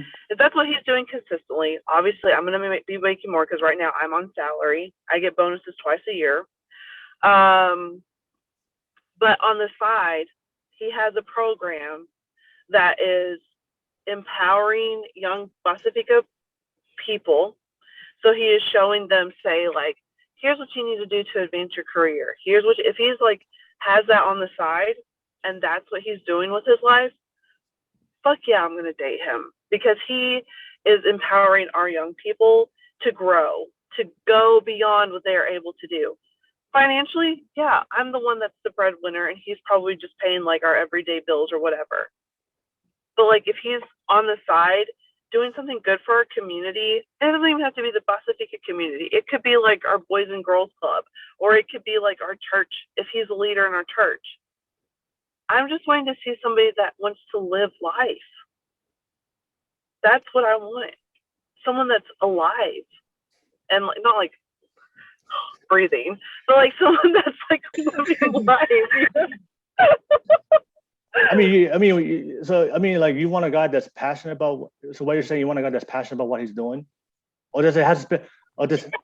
Yes. Yeah, but I then need so, somebody. but then the I need financial. somebody that's passionate. Okay, but so the financial situation for you that doesn't matter. So it has to matter. No, because like my dad, I'm pretty sure my dad makes less than my mom. But like, with the Samoan election that's been happening, like my mom has been so passionate about that, and he's not saying like, oh, let me overtake your passion and let me speak on it. First off, he's Balangi, so like that would be weird. But so like he's just being like, what can I do to help you? Like, what can I do to support you? What can I do to, like, he's been there, and he's not making more than my mom. My mom's making more than him. And my dad also has other passions. He's also taught me and my sister about culture and like interest in other things. I just don't want him to be a deadbeat. Okay, so I'm taking so much space. no. What I'm saying is, if a guy or a woman, if they make like almost same or a little bit more, that's fine. But if a woman is making a large, like more, like 2 or 3 times the more the money that a guy makes, for a lot of women, they can't handle a guy that makes dramatically less. If it's almost the same, a little bit more, it's workable for both.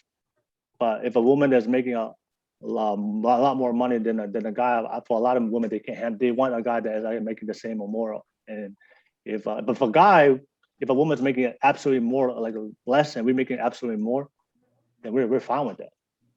We are fine with that.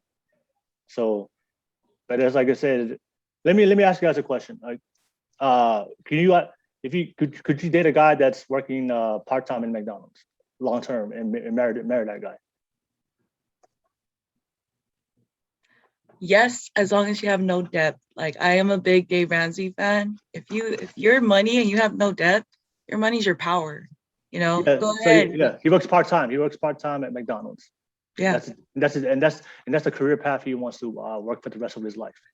Yeah, and I think that's why dating is important in the sense of having that good money habit. Money is a source of divorce. But if he makes that part-time $15 or whatever it is here in Cali, and you know how to like save, you know how to manage it, by all means, you're gonna live a comfortable life. I feel like you just gotta, that's where the dating comes in. What the guy that's working part-time at McDonald's, he's probably making less than 30. He's making probably $10,000-$15,000 in a year. So you're saying, Moliane, that you will date that guy that's making $10,000-$15,000 in part-time for the rest of his life? You will marry that? Will you marry that guy? If he has no debt and he's good at handling his money. What I mean is like he could save and then the rest he could handle his stuff. Well, he won't be able to handle his money because he's making $15,000 a year. That's $15,000 divided by 12 months. That's $1,000, like less than $1,000 in a month. That's almost $250 a week. So you would date a guy for the rest of it. If he chooses to make $250 a week, you will be able, knowing how expensive California is to live in Cali, getting a house. So you will date that guy, like for real, and marry that guy long term forever. Ooh. He $250 a week. That's not enough to pay rent. It's not. So you would date that guy and marry that guy. I feel that's what, I don't know. Maybe I was gonna ask you guys of like how the dating opportunity is, in a sense of like, do you guys feel like there's a lot of dating opportunity for you guys as guys? Because yeah, money is one factor. But I also feel like, hey, if we can't live here in Cali, then let's go to Utah. $250 could pay for an apartment, and I think that's important to have those opportunities to date and have these important conversations while you're dating with somebody and stuff like that. So do you guys think that there's a lot of opportunity? No, but Sania, I want to quick before you go, I want to ask you if you meet a woman and she's everything you want in her, but she works at but when you met her, she was working at McDonald's and she was working part-time at McDonald's. Would you, and she wants to marry you, but she's everything you look for in a woman, but she works part-time at when you met her, would you marry her? She was everything I was looking for in a woman? Yeah, but she just happened to work at McDonald's when you met her and part-time. And that was it. Yeah, I mean, yeah, I don't know. You know what I'm saying? I don't know until I'm put in that situation, to be honest with you. That's just the truth. But yeah, if she was everything I was looking for in a woman, she was working at McDonald's, yeah. But Okay. but then again, that goes to, I think it's just different, you know what I'm saying? For every individual, man or woman, based off their experiences in life. But I get where you're coming from though. Yeah. You know what I'm saying? Yeah. And that's just the truth, because a lot of people go through different things in life, Okay. experience a lot of different, especially, now we're talking, we talking in the poly community, you know what I'm saying? Mhm. Because growing up, I see my aunties and my uncles, a lot of them never married each other, but they stuck with each other. And, as we got older, and started moving away, being more Americanized, that's when divorce rates and stuff like that, started going up. Okay. Because that's just something that, we moved away from. Like I said, it's just, I don't know, I think it's just personal experiences, man. Aynsley, did you have something to say? I mean, I just have like a question. This is just probably like pivoting from everything we've been talking about. Yeah. You have your question? Yeah, I'm about to censor. Yeah, we're done. Yeah, I think we're pretty much done with that topic. We'll open up to you, ladies. I know you guys have your question. Oh no. Oh, sorry. Yeah, who wants to go first? Wants to ask a question? So my only question is like, is it important to y'all to date within the community or outside the community? So what's the community? Is it just, like the Pacifica community? Yeah, the poly community. Like, growing up, I wouldn't date a Samoan because I didn't want to pull out the family tree, all the old people, you know what I'm saying? They already linked up. You can check that family tree though. No, I get what you're saying though. But honestly, growing up, I was more attracted to a lot of Black women, because of where I come from. But as I got older, like now, I started to be more attracted to island girls, because of, how much we can relate, with our culture, as much as I've been pulled away, but I've also had the drive and passion to want to be connected with the culture. So, just being around it more is something that, I look to. So, but no. Okay. Oh yeah, for So, me, like, Sonny. So yeah, so does it matter to you to date within the community or no? Man, not the family community. No. I'm definitely, open to speaking to island girls, definitely. Okay. All right. Okay. No, for me, yeah, I'm saying, for me, no, I do. For me, I wouldn't mind. I'm still, I think Polynesian women is still something I'm looking for because for me, it's important for me to be with somebody that understands my culture. Right. I'm Tongan, so like we have a lot of traditions and things within our culture, and I think it's easier to be with somebody that understands it. I don't have to re-explain to them why we do certain things as Tongans, and because a lot of the things we do may be a little bit outlandish and crazy. A lot of the events and functions that we do, and how we support each other financially.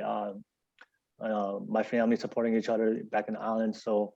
I know for a lot of if you're not born in the culture, you don't understand that the islander we just help support and help each other out, especially when it comes to family. But so that would be one of the biggest reasons why I would prefer a Polynesian woman just for that aspect. But for me, it's open. For me, I'm open. Like whoever I'm in love with, whether it's Polynesian, white, Asian, Hispanic, doesn't matter to me. But if you ask me like what I prefer, what I would want, I would want a Polynesian woman to marry because it's just easier. Because I've seen relationships where I have some cousins where they marry outside of the race, and I noticed that they have conflicts in their relationship because a lot of the things we do as Tongans, the wife doesn't agree with it because she doesn't understand the way we do things in our culture. So there's a lot of arguments that happen in their relationship, and sometimes I've seen relationships like that end up breaking apart and become too much stressful. So for me, it's just like I would love to date a Polynesian woman because she understands the culture, understands how we do things. But like I said, we can't control our heart at the end of the day. So you happen to fall in love. Whoever I fall in love with, is it doesn't really matter. But Polynesian woman is something I want to. If it happens, it happens. If it doesn't, find somebody that loves. But if they do any woman I do have, I get married with, they have to understand my culture and they have to understand my family. I'm not gonna sacrifice my culture, my family, for a woman. I mean, that's who I am. That's part of my heritage. That's part of my identity. So that would be something they would have to understand how I do certain things, being a Tongan man, and also vice versa. Also, I would try to learn their culture as well. If she's Hispanic or she's Asian, because she's doing that for me, I will reciprocate that and do it for her. Make sure If it's Palangi, would you learn? Huh? Sorry. What? Is it Palangi? You gotta figure that culture out. But for me though, because I'm half Samoan, half Mexican. Yeah. My kids got black in them, so I'm very diverse. I grew up with a Filipino family too, so Hey, very diverse. no, I'm not Yeah. Filipino. I'm full Tongan, y'all. I just. I mean, I'm Samoan Palangi, so I'm just shitting on my own people. So. My dad's Palangi, and he's like, I don't even know what culture is. Yeah. Do you guys? Do you prefer to? What's your preference as far as Fucking give me a Pacifica man. I just want me a Pacifica man that fucking understands the culture, that is there to uplift our people. That is the one I want. And I know I'm sounding so forceful about it, but I'm so passionate for the people in the about. back. I know. I am so #brown love, we need a rom-com already. I want all the beautiful brown love romance that there is. The movie Love and Basketball? Yeah.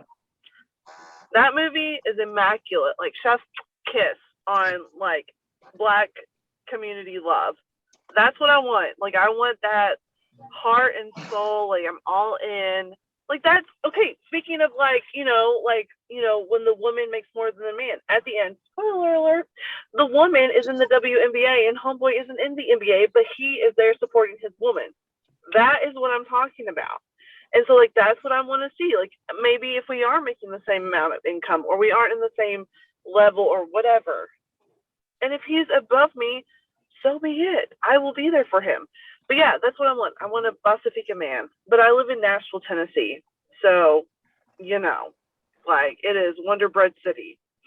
No, I would say this, Aynsley, you wanna marry a Pacifica guy, right? But then just a lot of the things you ask for, traits, I just think it's gonna be hard for you to find that not only a Pacifica guy, but the Pacifica guy that has all the things that you look for, because you want a guy that has a purpose, that's growing. Being Polynesian myself, there's a very few guys that I know that are into personal growth. And I'm not looking for a laundry list, man. I'm just looking for one man. That's all no. You said that you Pacific, but you did mention traits before. So I'm just saying is a lot of the traits that you listed.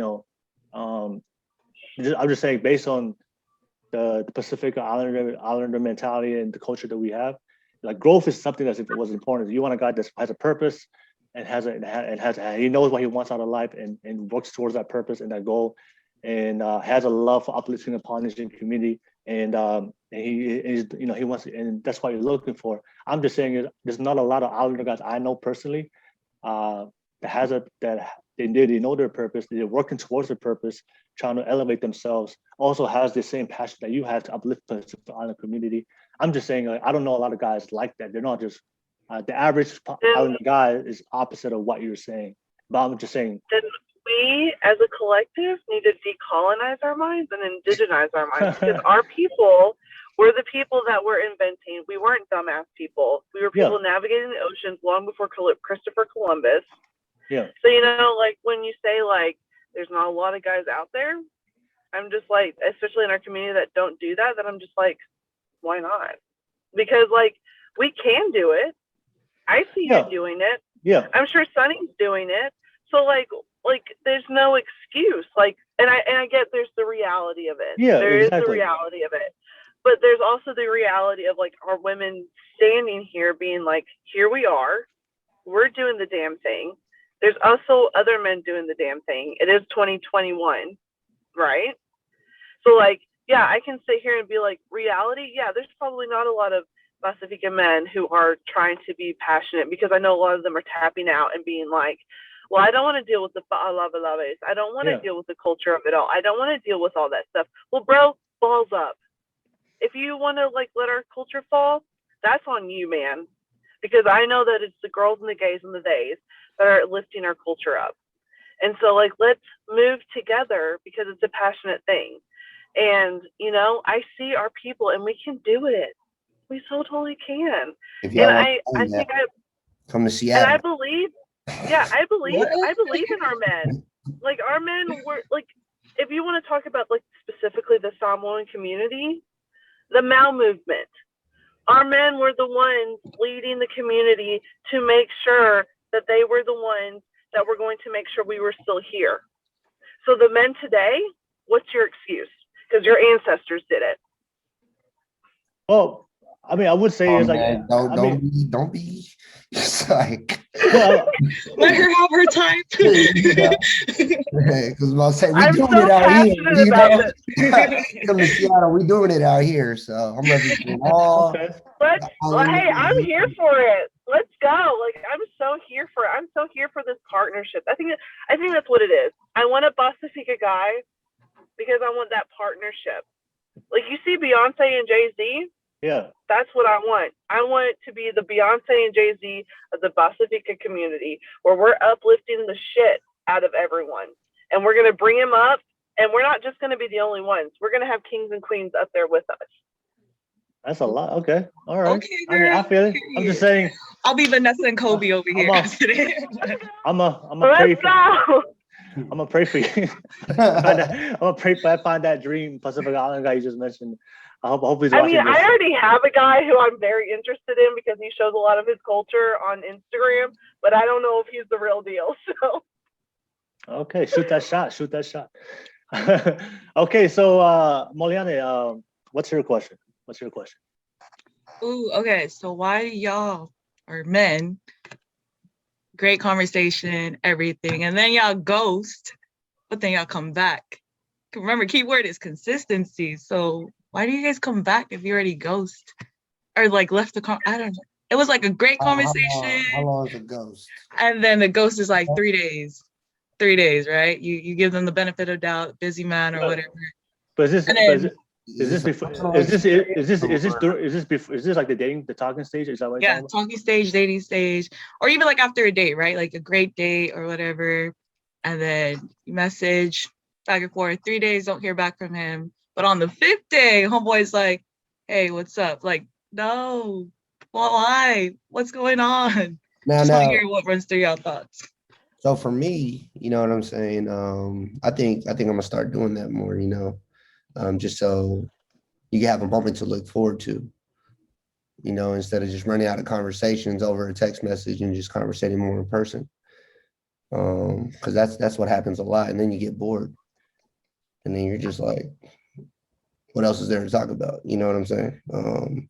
Me texting all the time, unless there's a, you know, conversation being held and, you know, passion, growth, you know, all that stuff. You interest me, you know, but other than that, you know, if we're not talking about something, then it's just a, hey, how you doing? You know, and be like, hey, that's it. You know what I'm saying? There's nothing much to talk about, you know? But you set up a date, you know, that's it. Honestly, that's just how I see it. It's just something to look forward to. So, Okay. All right. No, I think about your question. I think both men and women do that. The ghosting. We both ghost each other. I don't think it's, you know, just us specifically something that men do. But I think today, when people ghost, I think today, especially in modern day dating of social media, where there's so many options, you know, if you want to keep it 100, everybody's talking to multiple people at any given time. If you want to keep it real, right? No one's really out there just talking to. I'm saying very few people out there really talking to only one person and waiting to see what happens with that person before they move on. Most people are messaging and talking to 10 people at any given time. So the fact is, if a guy or girl ghosts you, it just means that there was a better option. And then when they pursue that option, it doesn't work out. Then what happens? They come back.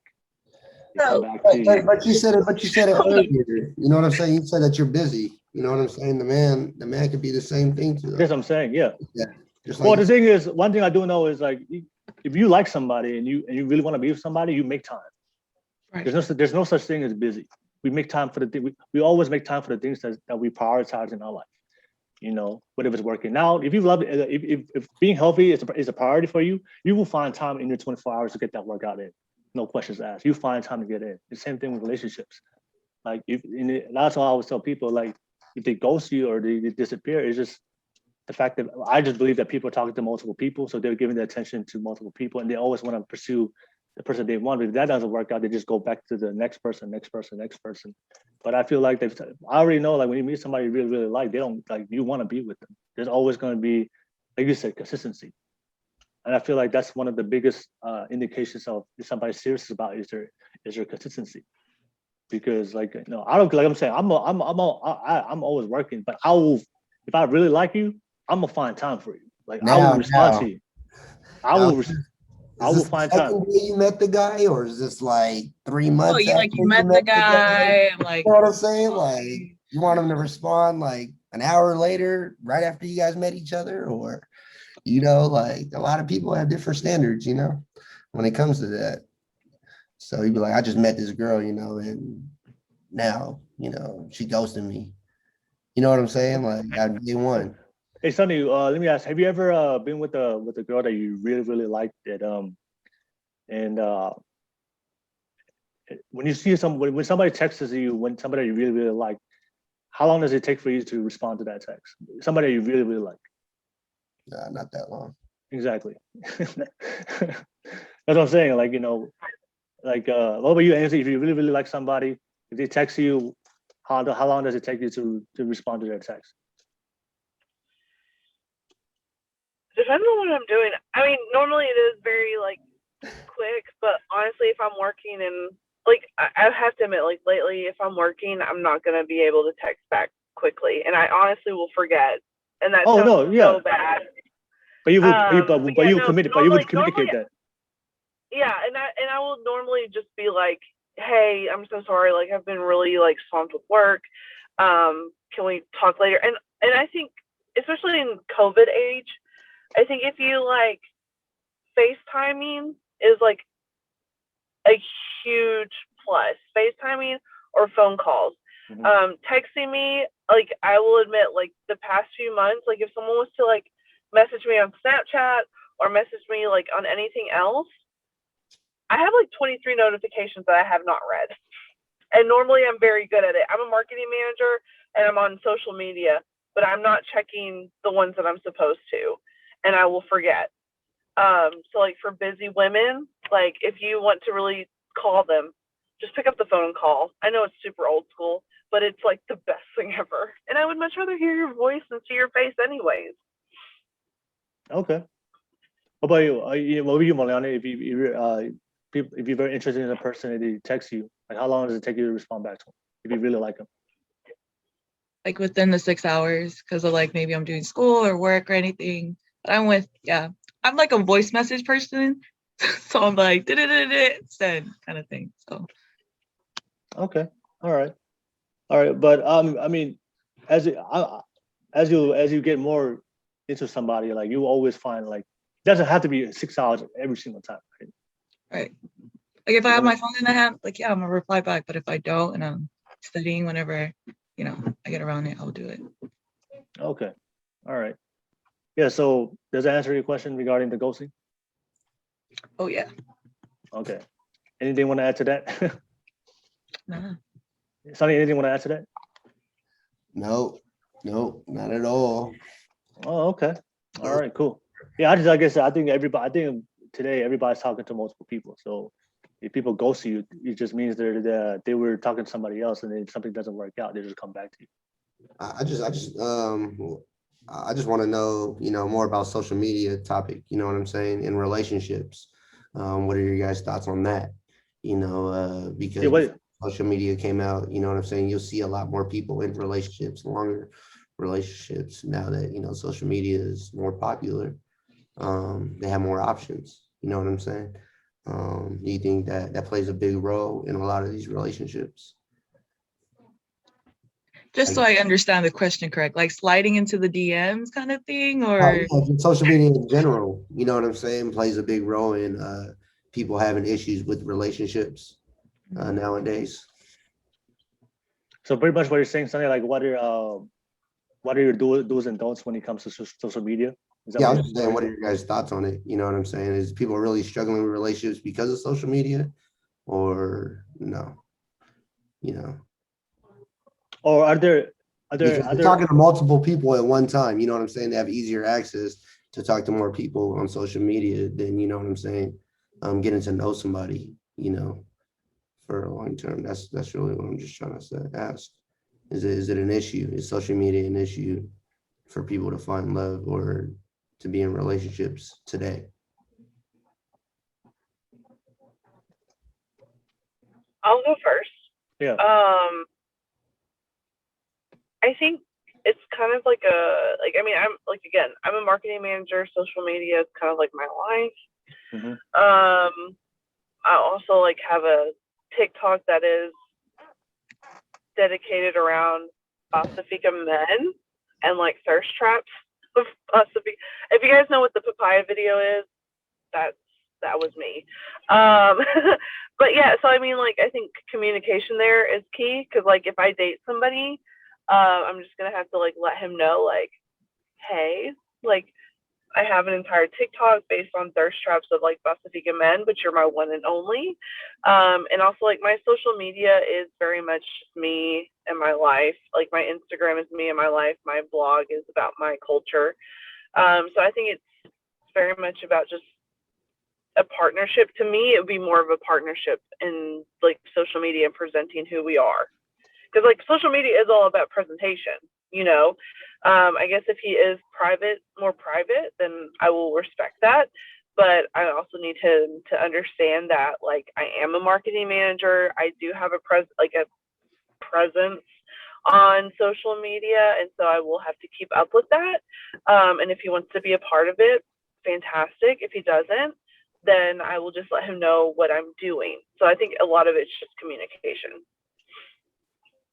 I like that. I like the partnership idea in the sense of, I feel like social media is a great way for us to connect with people. Obviously, look at us here. We never met each other, but obviously we're connecting, we're meeting individuals. I wouldn't compare it as a dating app, because if you want to slide in people's DM, then the other person has that choice, compared to a dating app where you see where it's mutual or whatever they want to do on that. But I do think it's a great dating pool to meet more potentials from around the world, whether in Australia or New Zealand, to connect with people from different communities and also be able to learn and unlearn things and see what you like and don't like. So I think social media is great if for different, people, it's different. For me personally, I'm a private person. I don't even have IG anymore. So I think everyone's different, but it's a great way to meet more men and women, or different individuals, to get married, hopefully.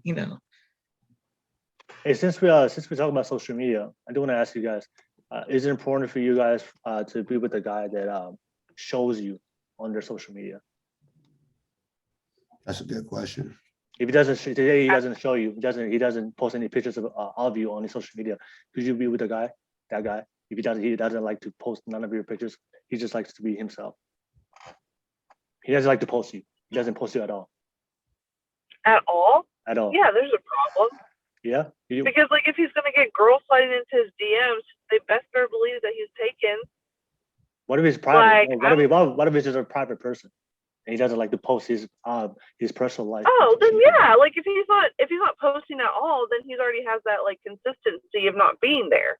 Right. If he just has pictures of his dogs or landscapes, then it's already known to the freaking world that this man doesn't post about his life, which is fine. That's totally okay. You're a private person. But if he's one of those Instagram boys who's been posting about themselves and their single life the entire time, and now we're together and he doesn't post about that, and he has women like thirsting over whatever picture or reel he's been posting, yeah, we're gonna have a problem. Because like he's gonna need to tell them, like, and he's gonna need to tell them that he's taken, and they can thirst over him all they want. That's fine, as long as they know that he's coming home to me, and he's not gonna be sliding into their DMs. Yeah, I mean, what if a guy says like he doesn't want to post his relationship, like his personal relationship? Yeah, he posts everything else except he doesn't want to post you because he wants to keep that private. I'm petty. I ain't posting you either. So it goes both ways. So if you don't want to show me off, I'm not going to show you off either. But if we want to keep it private, because I am a private person, Yeah. you know, and I don't want like my family or like friends to know what's all going on in that area of my life, and so I'm ready for that, then yeah. But I am that person. If you don't want to post me, honey, then by all means, you're not getting posted either. But I'll have you on my photo album on the side of my desk or something, you know. So I feel like social media has like this idea like everything's perfect, or like, oh my gosh, like sometimes there's certain stuff that has to remain private, or there's certain things, because maybe you're just talking and you're dating, you're over here posting stuff, and next minute you got to take out that status and be like, okay, yeah. So that's just my idea personally. So I would just keep the same energy. Consistency is definitely a key for me, and like backing it up both ways. Okay. All right, what about you, Sunny? Like, do you does your girl have to show you? Have to post it by? Does she have to, or if you meet a girl that doesn't post you, how do you feel about that? I don't know, man. I think it'd be cool, but you know, like, Yeah. same thing, you know.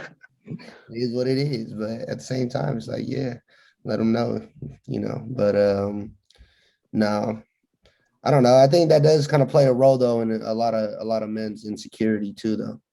You know what I'm saying? Yeah. If they're not being shown off, like the whole respect thing, you know. Yeah. So, but yeah, that's just my opinion. Is the shoes picture like good enough? Or like a half face, like, oh, first day kind of thing? Does that like cut it? Like I said, like I don't know, like I know for sure in the past, you know what I'm saying? Like, but now it doesn't faze me, you know, because the communication thing is key, you know. So that's just, you know, speaking on past experience, you know. But everybody changes, you know. So I'm not saying that they're gonna feel insecure anymore, you know, as they grow, you know what I'm saying, as they gain those experiences, you know, they learn from it, you know what I'm saying, just as anybody when they go through experience stuff, like, so. What's everybody's like turnoffs on social media, like things that turn you off if they do these certain things on social media? I'm just interested to hear. What about you, Aynsley? Yeah, me What too. a turn off for you for how a guy acts on social media? I think I would say like there's a certain line between like promoting oneself or like building oneself up and just egotistical. So like a guy who just like consistently posts stuff just to be like a thirst trap, but that's all they do. Like I think to me it's just like, yeah, like, but I mean I enjoy a superb thirst trap. Like I'm not saying that I don't. Like I want a thirst trap. Like I enjoy being trapped. What I don't enjoy is if it's always all the time. Like that's all you do. Like you have no substance to you. Like I want substance in a good social media post. I think that's probably a turn off in social media. And also like when you're not being authentic, you can tell, like people, you can tell the difference between people who are authentic online and those who are just posting for clout. And so I think those are like probably like the things that turn me off. Okay. What about you, Moliane? What's your turnoffs on social media? It's kind of hard because social media, you only see like the best selfies, best videos and stuff. But definitely a turn off for me would be someone that's always like talking about themselves, or in a sense of like, oh yeah, like I'm here on vacation. Like it's cool to vlog and stuff, but if you're doing that like every week, like you're kind of yeah, you're just so full of yourself. So that's just a no for me. Okay. What about you, Sunny?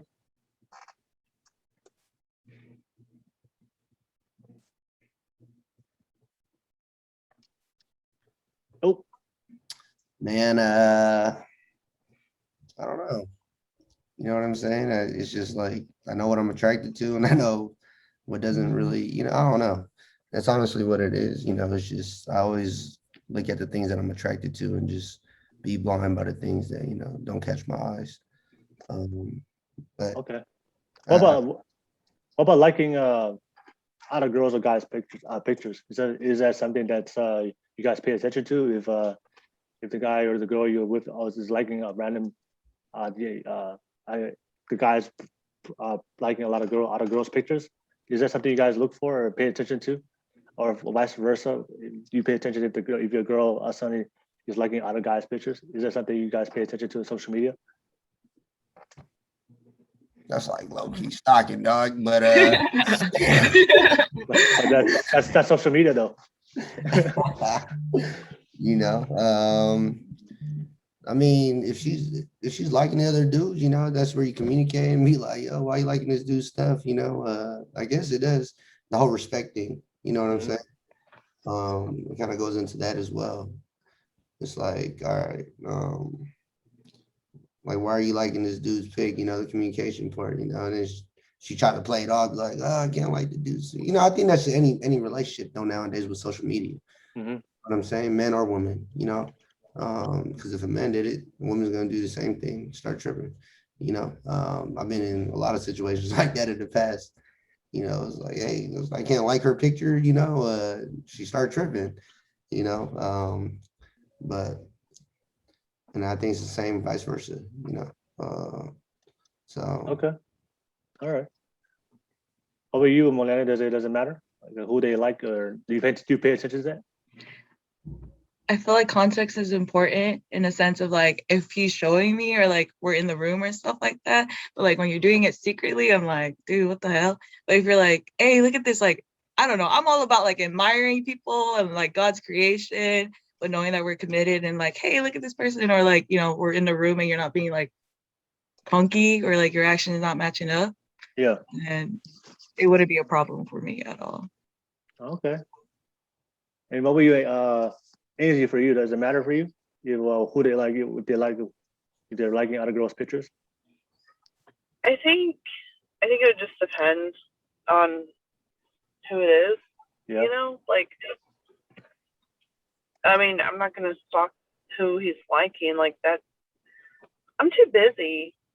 Like, if you gonna be with me, be with me. If you're not, then go fly your wings. Like, it's all good. Like, I can deal with my own. I've been on my own for a while now. So, like, if you don't want to be with me and you want to less than other girls, go do your thing, dude. Because apparently you don't want to be with me. So that's all right. But yeah, if you want to be with me, then wholeheartedly be there. And if you like other girls' photos, like, maybe have a reason. So yeah, I mean, it is what it is. Like, I don't know. I just think like social media is so convoluted. Like, there's just different reasons why people might like other people's photos, and if he's liking because he's lusting over them, then yeah, we're gonna have an issue. But if you're just liking them just because it's like a cool photo, then whatever. But yeah, I haven't been in that situation yet, so we'll see. Okay. All right. So all right, for sure. So I know we're gonna go ahead real quick. I'm about to do the super chats real quick, give everybody an opportunity to interact. As I do that, you guys can check out the comments real quick. Go read the comments real quick, and let me know what everybody's saying. Let me know. Go read it. yeah, they're wild in there, man. I'm telling you, these girls, man. Hey. So I'm gonna do. I'm about it. So yeah, go read the comments. Let me know what they're saying, and I'm gonna put the super chats on real quick. Trying to be baby moms and all in here. All right, y'all. So if you guys were watching from the beginning, if you guys are tuning in, we do have something called the super chat donations. So if you guys are watching this, you guys are enjoying with the conversation, you guys love the content, You guys can also send us some love to my podcast through a super chat donation through Venmo and Cash App. So if you guys want to show love and support my podcast, my ultimate goal one day is get my own studio out here in LA. You want to show some love to my dream, help one of the Polynesian brothers out, show some love. You guys can donate to my Cash App or Venmo. If you guys want us to read a comment, you have a comment for me live on the show. If you guys want us to answer a question that you guys want answered live, or if you guys want a question for us to discuss, if you have a question for us, you guys are interested to hear our thoughts on that question. And if you guys want to call us directly, and we can have you join us on our live call, on our live podcast, and you guys, everything would be through Messenger. You guys can make that happen. So, Make a call. so if you guys want to, so show some love, y'all. Donate to the podcast. I'm trying to make it happen out here in LA and get my own studio. I'll show some love and support if you love the content, and just do Venmo. You guys can make that happen. Do Venmo and do Cash App, and once you send it, just screenshot it and then send it to me on Messenger, and I'll be able to see the confirmation, and then just let me know what your comment or question that you guys are. You can call me based on the donation, the type of donation that you provide. So what's everybody saying, y'all? What's the comments? Like, what everybody saying? You guys see any comments? What's everybody saying? What do you guys see? Well, I can't see nothing anymore. You guys see the comments, Aynsley or Moliane? I'm looking. I'm trying to find them. Yeah, someone said guys know who they want to make time for. It could be from an hour to 10 years. Time matters. Yeah. Okay. What do you see, Sonny? Do you see any comments, Sonny? I can only see the newest ones, but the ones that were there earlier. What were they saying earlier? Man, they're talking about being baby moms and all. So Baby mama drama, beat it. What do you mean? What were they saying? Nah, they're just being funny, saying they would be a baby mom and take care of the kids and all that. It was hilarious. Oh, so yeah, that's actually a good question. Just want to throw it out there for both Aynsley and Moliane. So, if you met the right guy, would you be able? If you met the right guy that was willing to take care of you, would you be okay to be a housewife and play that role? Wait, just be a housewife? Like that's it? Well, yeah, I mean, you have to take care of the kids. Like, somebody has to take care of the kids in a relationship, right? So I'm just saying is if you met the guy that can support you financially, take care of all, can handle everything, and of course you get pregnant, you have a kid, and he tells you, you know what, don't worry about working, just take care of the kids. I just want somebody to be home, take care of the kids, and let me handle everything else. Are you okay with that? Me personally, my mom was stay-at-home mom, so I'm like, yeah, go ahead, get all the bacon. I'm gonna be like Vanessa Bryant and hold it down over here while you go over there and do what you gotta do. I don't know.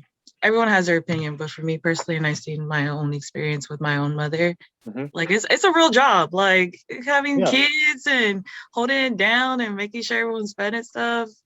That's a job itself. So props to all the stay-at-home mom holding it down for the kids or even working. So, but yes, for me, if he's okay with it. Yeah, he's okay. Okay, what about you, Aynsley?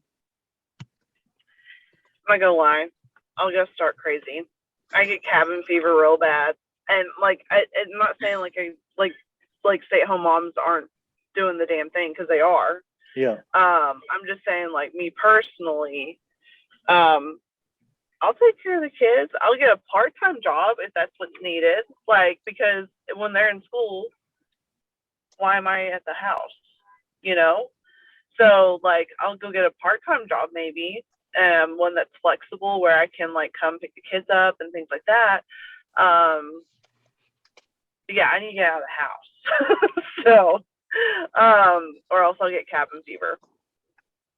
Like, okay. COVID did not do me well. Okay, all right.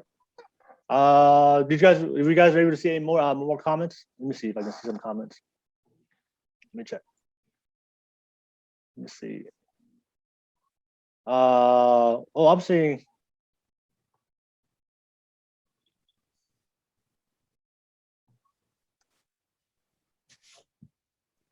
I just want to hear more questions for us men.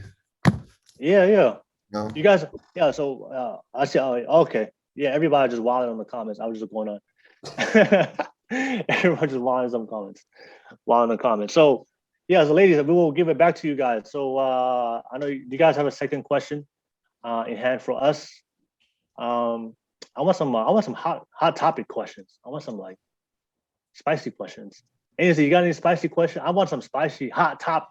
Put us on the hot seat. Put us, Why are you just like Ainsley spicy? put us on the hot seat. Put us on the hot seat. Give us some good questions. Give us some. What's a spicy question I can think of? Okay, so like, here's a good question. Why is it that like y'all decide to be friends with women, but never actually commit to those women? Like, you're all friends. Like, you weren't even like friends with benefits. Like, you were just like friends. You're emotionally there. You're like always talking about these deep topics, but you won't commit to that woman. Is it because she's not sexually attractive, or is it because you're just there to use her for emotional benefits that your other woman who you use for sex is not giving you? I think that's a good question. To be honest with you, that's kind of like the reason, why I'm single, is because, I do look for the stability, and it's probably something that I don't see in that woman, and that's just the truth, it's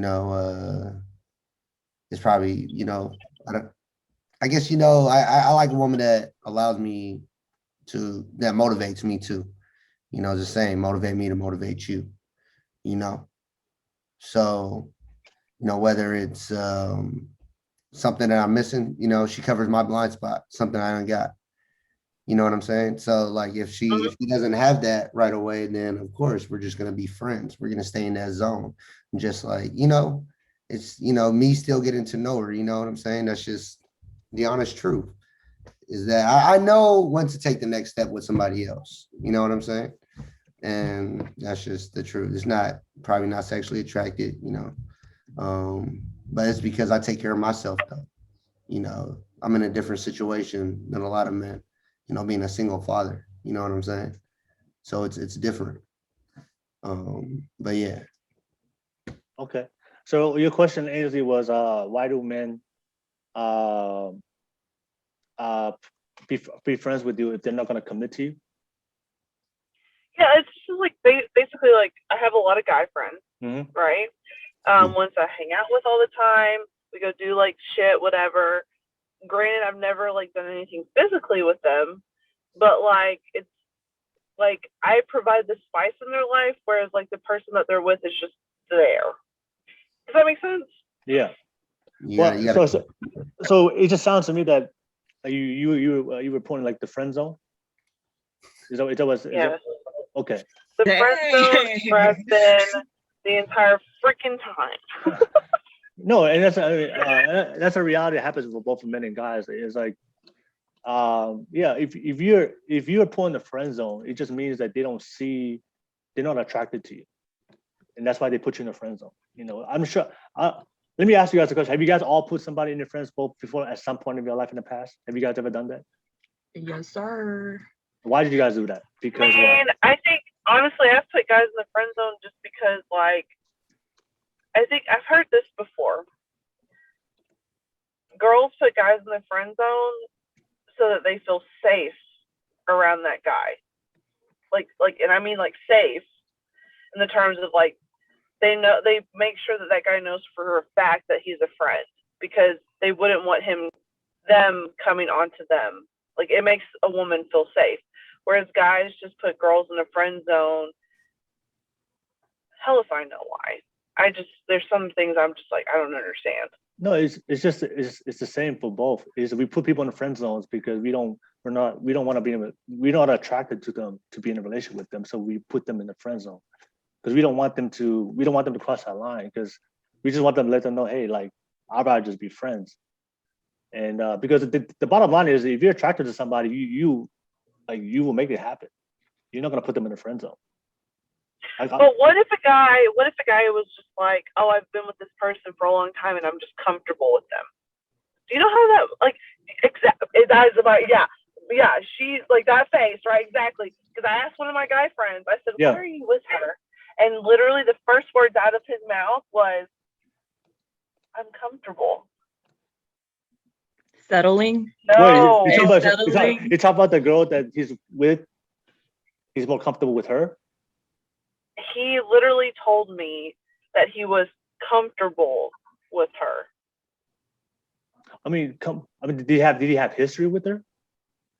They were together since they were like 16, for like 10 years. Yeah, so they have history. So that's what that means. It just means that they have a history But with do someone. you want somebody just like right off the cuff, like right off the cuff, when you're someone that's just like, why are you with Will? And that like the girl goes, oh, because I'm comfortable with him. Like there's a level of comfort. Don't get me wrong. I understand that. But you don't want like right off the bat someone just being like, why are you with Will? And her to go, oh, I'm just comfortable. You would want her to be like, I love him. He's amazing. Like, he's the reason why I want to blah, blah, blah. Like, you don't want someone just to be like, well, I'm just comfortable here. Well, I mean, there's a lot of people that stay in relationships because it's comfortable. And they don't want to go outside. They don't want to even go to the dating market. They don't want to go date no more. They just try to stay with that person. And that's how we're built. Human beings are like, most people want to be in the comfort zone. There's only a very few people that want to go it of it.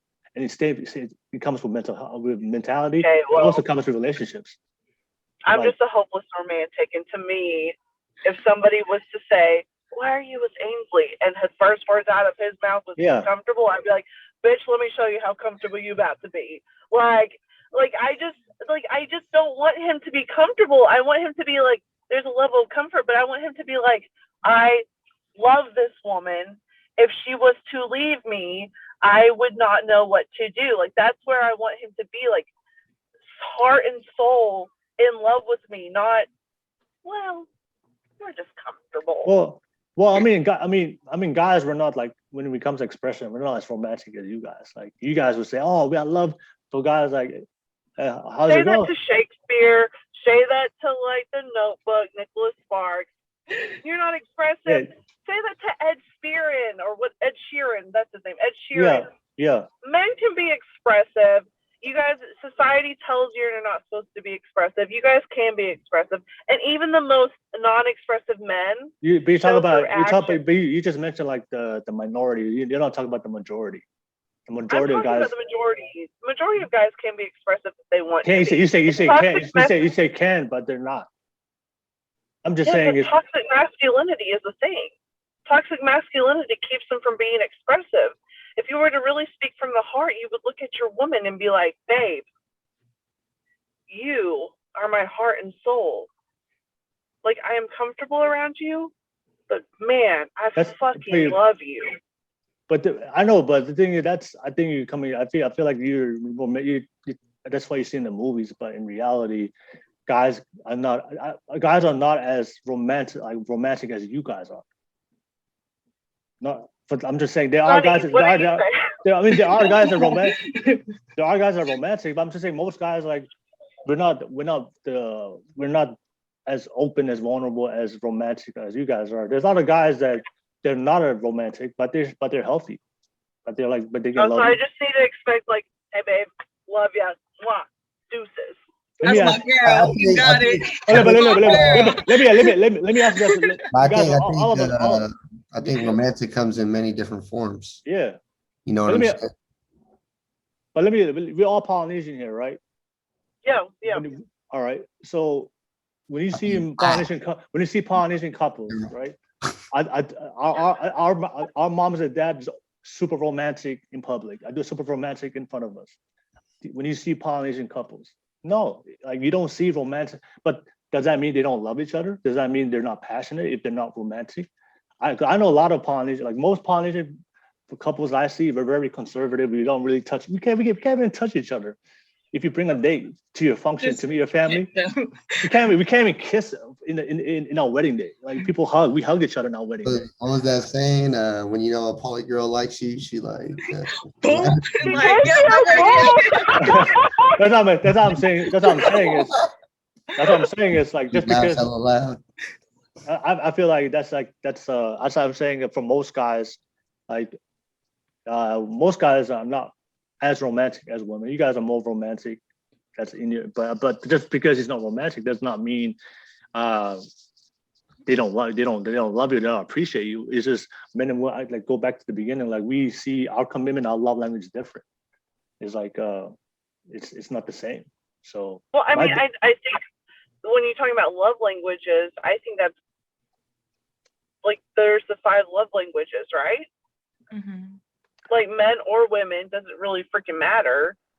Like my love languages are quality time, words of affirmation are like tied for top, and then right after is physical touch. So like I'm gonna need a guy who's gonna like mainly spend time with me and talk with me and then cuddle with me at the same time or give me hugs and all that jazz. The love languages across the board just equalize everything. You know, so if we talk about love languages, that's an equalizer straight across, because then we can talk about like saying, like, Will, you're going to have a different love language than I am. Sunny is going to have a different one, and so is Moliane. Sorry, girl, Molly. Can I call you Molly? Yeah, you can call me Molly.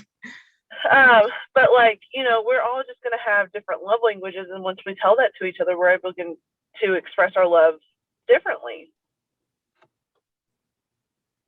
Right? Like, have you guys done the love languages yet? No, when I talk about love language, I mean it's like the traits that we look for as part what women look for in men and what men look for in women, and what I'm saying is different. Like love language, when I say women, your love language is you're attracted to a guy that gives you protection and stability. That's that's the guys you're attracted to and want to be with. For men, because we are ready to protect the providers, we don't look for that in women. We just want a woman that gives us that love, that nurturing care, and that sexual access to it. Yeah, that's a freak. You know what I'm Yeah, saying? you know what I'm saying. That's So that's what I'm saying is I feel like there's certain things that just universal throughout all men and women.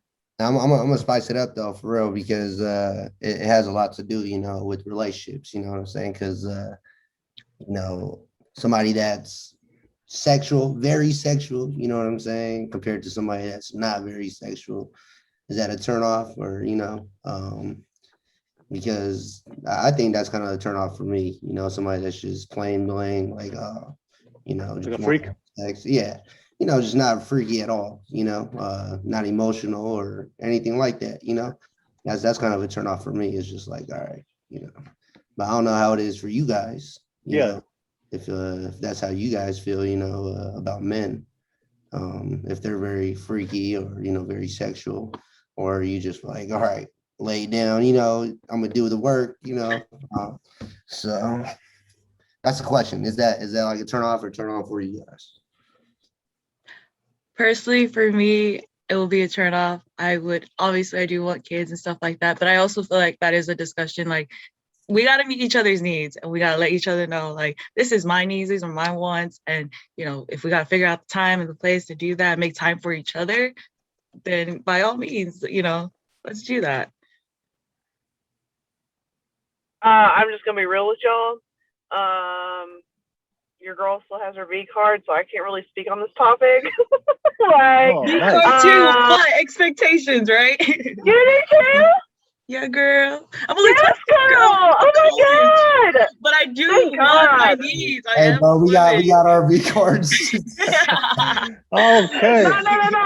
Because like there's so many people that I talk to, especially in their 20s, that don't. Like it's just like It is what it is. And I mean, I do want like expectations, yeah. Like bring the freaky, like bring it on. Like I'm all here for it. But at the same time, like where I am at life, we're gonna take it slow because homegirl got to learn. So, but yeah, I mean, yeah, bring on the freaks. Like let's go. Like let's buy a book. Let's see what all's there, and let's try everything. Yeah. Let me ask you guys this. So I know Aynsley, she likes the freaks. So all right, for sure. So Moliane, you said no. You said no, you don't like the freak? Oh no, I thought if he was plain Jane, like didn't want nothing, was like boring and stuff like that, that would be a turn off for me. If that makes Oh, sense. but the guy's very sexual, like very oh, But wait, yeah, wait. that's a turn off personally for me in the sense of I have needs and my man has needs and that's something God gave us. So period. We gotta create and get a family, have I don't know, a rugby team or football team, whatever. Okay. So that was a yes for you, Yeah. Oh, okay. You like guys are free. Okay, cool. All right, for sure. So I do have a question for you guys. I think this is a nice question. I want you guys to be honest real quick. So this is my question. There's always this term that we always say in dating culture today that nice guys finish last. If a guy is too nice. So I want to ask you, is that true? If a guy is too nice, that you guys would be unattractive to him? This 1 minute. I think that it's. I think sometimes there is truth to that, but at this day and age, I feel like that's just an excuse. Like, and it's an excuse for nice guys to be assholes.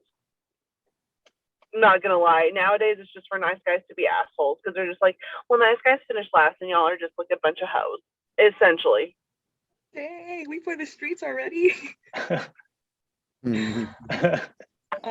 Okay. How about you, Moliane? I actually like nice guys personally. Like I'm attracted to it, but don't agree with everything I'm saying. Like don't be like yes, son, or like yes, babe. Like no, have like your own opinions, have your own points of view. Like don't we could disagree to agree. Like be that person. You could still be a nice guy, but still be the alpha. Like have that alpha in you to be like no, girl. Be like okay, like tell me why you said no, kind of thing. So, but personally, I'm attracted to nice guys. They win first in my book. I'm not a bad, no. Because when I say nice guys, I'm talking about guys that simping. Yeah, you can simp all. You guys like the simp? Like have some simp with some spice. Yeah, like I agree with her. Like in that, like I don't want someone that's constantly agreeing with me because like I've been in that situation and it's boring as hell. Right. Like I need a good banter. Like I need someone that can banter and like understand that we're bantering and not take it too seriously. Like have like a light. I don't know. Like it's just nice guys are great. I have to admit, like she's doing much better than I am because she goes for nice guys and I'm normally the one that goes for douchebags. Like you can ask all my friends. I always go for the douchebags. So bad. No. Sonny, do you want to add anything to that, Sonny? I'm both. I'm an asshole and a nice guy. So No, I mean, like honestly, I think I see that a lot though too, though. Being too nice. You know what I'm saying? Yeah. I see a lot of girls. They do leave. But I don't know. Being an asshole, some girls like that, but they also like new guys. Or the nice guys. But I see it both ways. I guess there's just limits to things. There's limits to being an asshole if you're being funny, being a funny asshole. Then I get that, but I also see a lot of girls, they just be like, oh, this guy's too nice, and they just move on. I hear that a lot too, though. So, but yeah, that's just all I got to say on that, honestly. Yeah, I mean, do Aynsley and Moliane, do you like? Okay, so if a guy's too nice, do you like guys that are very assertive, very confident, and very dominant? Yeah. You like that? Yes. Yeah, So, I mean, like in the sense of like he respects me, but yeah, I like a guy who like knows what he wants and like is very like I've had very great conversations with men who are assertive and like they want to know they know what they want, but they also want to know what I want. Right. Yeah.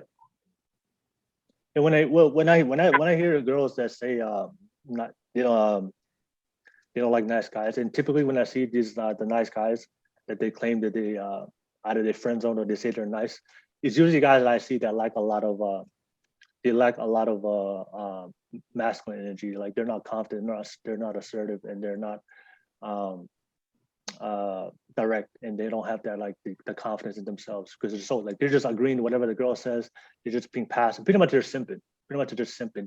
and they're not able to let her to lead, give her that leadership and that dominance that a lot of women want. And also, I saw this girl talk about it on social media, because a lot of men, both men and women, we do have both masculine and feminine energy, and there are a lot of women out there that have a lot of masculine energy. I don't know if you guys saw on social media, but she was talking about, like, because she has a lot of masculine energy, if you want her to bring out her feminine energy, she needs a guy that's more masculine than her, that can dominate her, and then because he's able to dominate her masculine energy, then she'll be able to bring out her feminine energy. But if a guy is too nice and he can't dominate her, and because she's already kind of masculine herself, then that's why she just kind of avoids those guys. And then, like Aynsley said, we like the douchebags, because the douchebags, they are usually very confident, even though they're douches. Even though they're the bad guys, always the bad guy. Why nice guys finish last, and why a lot of girls go for the bad guy, the bad boys, because the bad boys usually have a lot of masculine energy. They're very confident themselves. So, yeah, I think I've heard a lot of girls say that. Oh, I want a nice guy, and then the nice guy will try to pursue her, and then he gets left for the bad boy. So I guess what if all the guys out there, like you guys both said it, you guys both want a guy that's confident and has a purpose, as a wants to grow. I think that's the best thing a lot of guys should be doing. And don't be simping. I don't agree with the simp game. Like, you shouldn't simp. If you want something, go get it. What do you think? What do you think, Sonny? What do you think about the simping? Who, me? Yeah. Yeah, What do you man. think about- you I think don't you guys should simp? Or no? What's your thoughts? Nah, I think it's just more respect thing for me. That's really all it is. It's girls say they want a good guy. Is that do you guys think that's the same thing as respect though? You know what I'm saying? A nice guy is the same thing as a respectful guy. Because that could be something totally different. A nice guy doesn't know how to control himself, or he's just, like you guys are saying, he's just agreeing to everything you're saying. But, a respectful guy knows his limits, knows time and place, can be an asshole, but also show respect, to elders, or, to other ones, to you, as women and stuff like that, without having to be the nice guy, but that's just how I see it, bro. Okay. I don't really care for the simple stuff, so it's just. All right. Yeah. So, any ladies, you guys have one last question? What for us? I feel like you guys haven't asked us any kind of hot question. It's just like a soft questions. It's like a soft questions. Attacking questions. Dang. You guys have any hot topic questions before we wrap up this podcast? I thought all of our questions are hot, but Thanks for answering them. What's like one toxic trait that you see in girls that you wouldn't like it's a no, big no. Or it could be a red flag, but from past relationships or even current relationship, what is like one toxic trait that would just end the whole thing? I'm curious.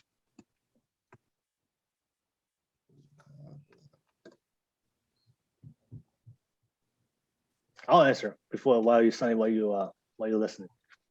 So this is my answer. This is one of the things, my responses I did in the podcast like a couple episodes before, and then a lot of ladies were mad I said this, but I'm gonna say it.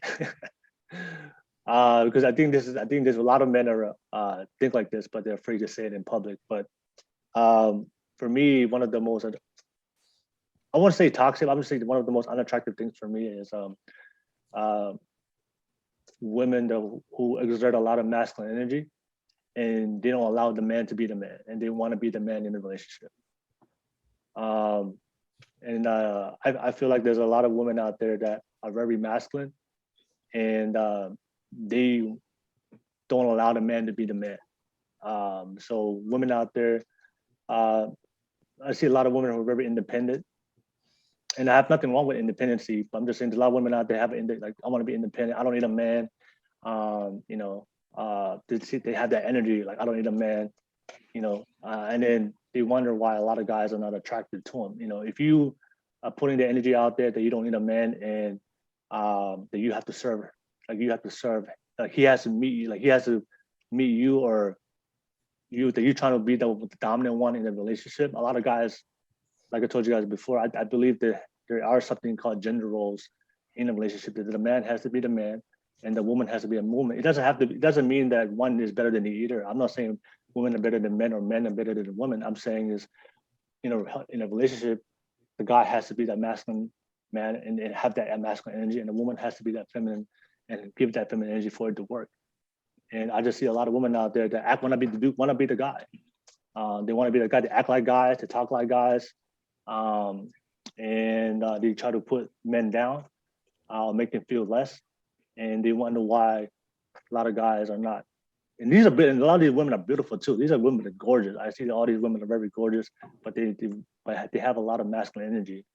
And I think for me, it's just if you try to be the man in a relationship and trying to lead and trying to be that authority in a relationship, for me personally, that's an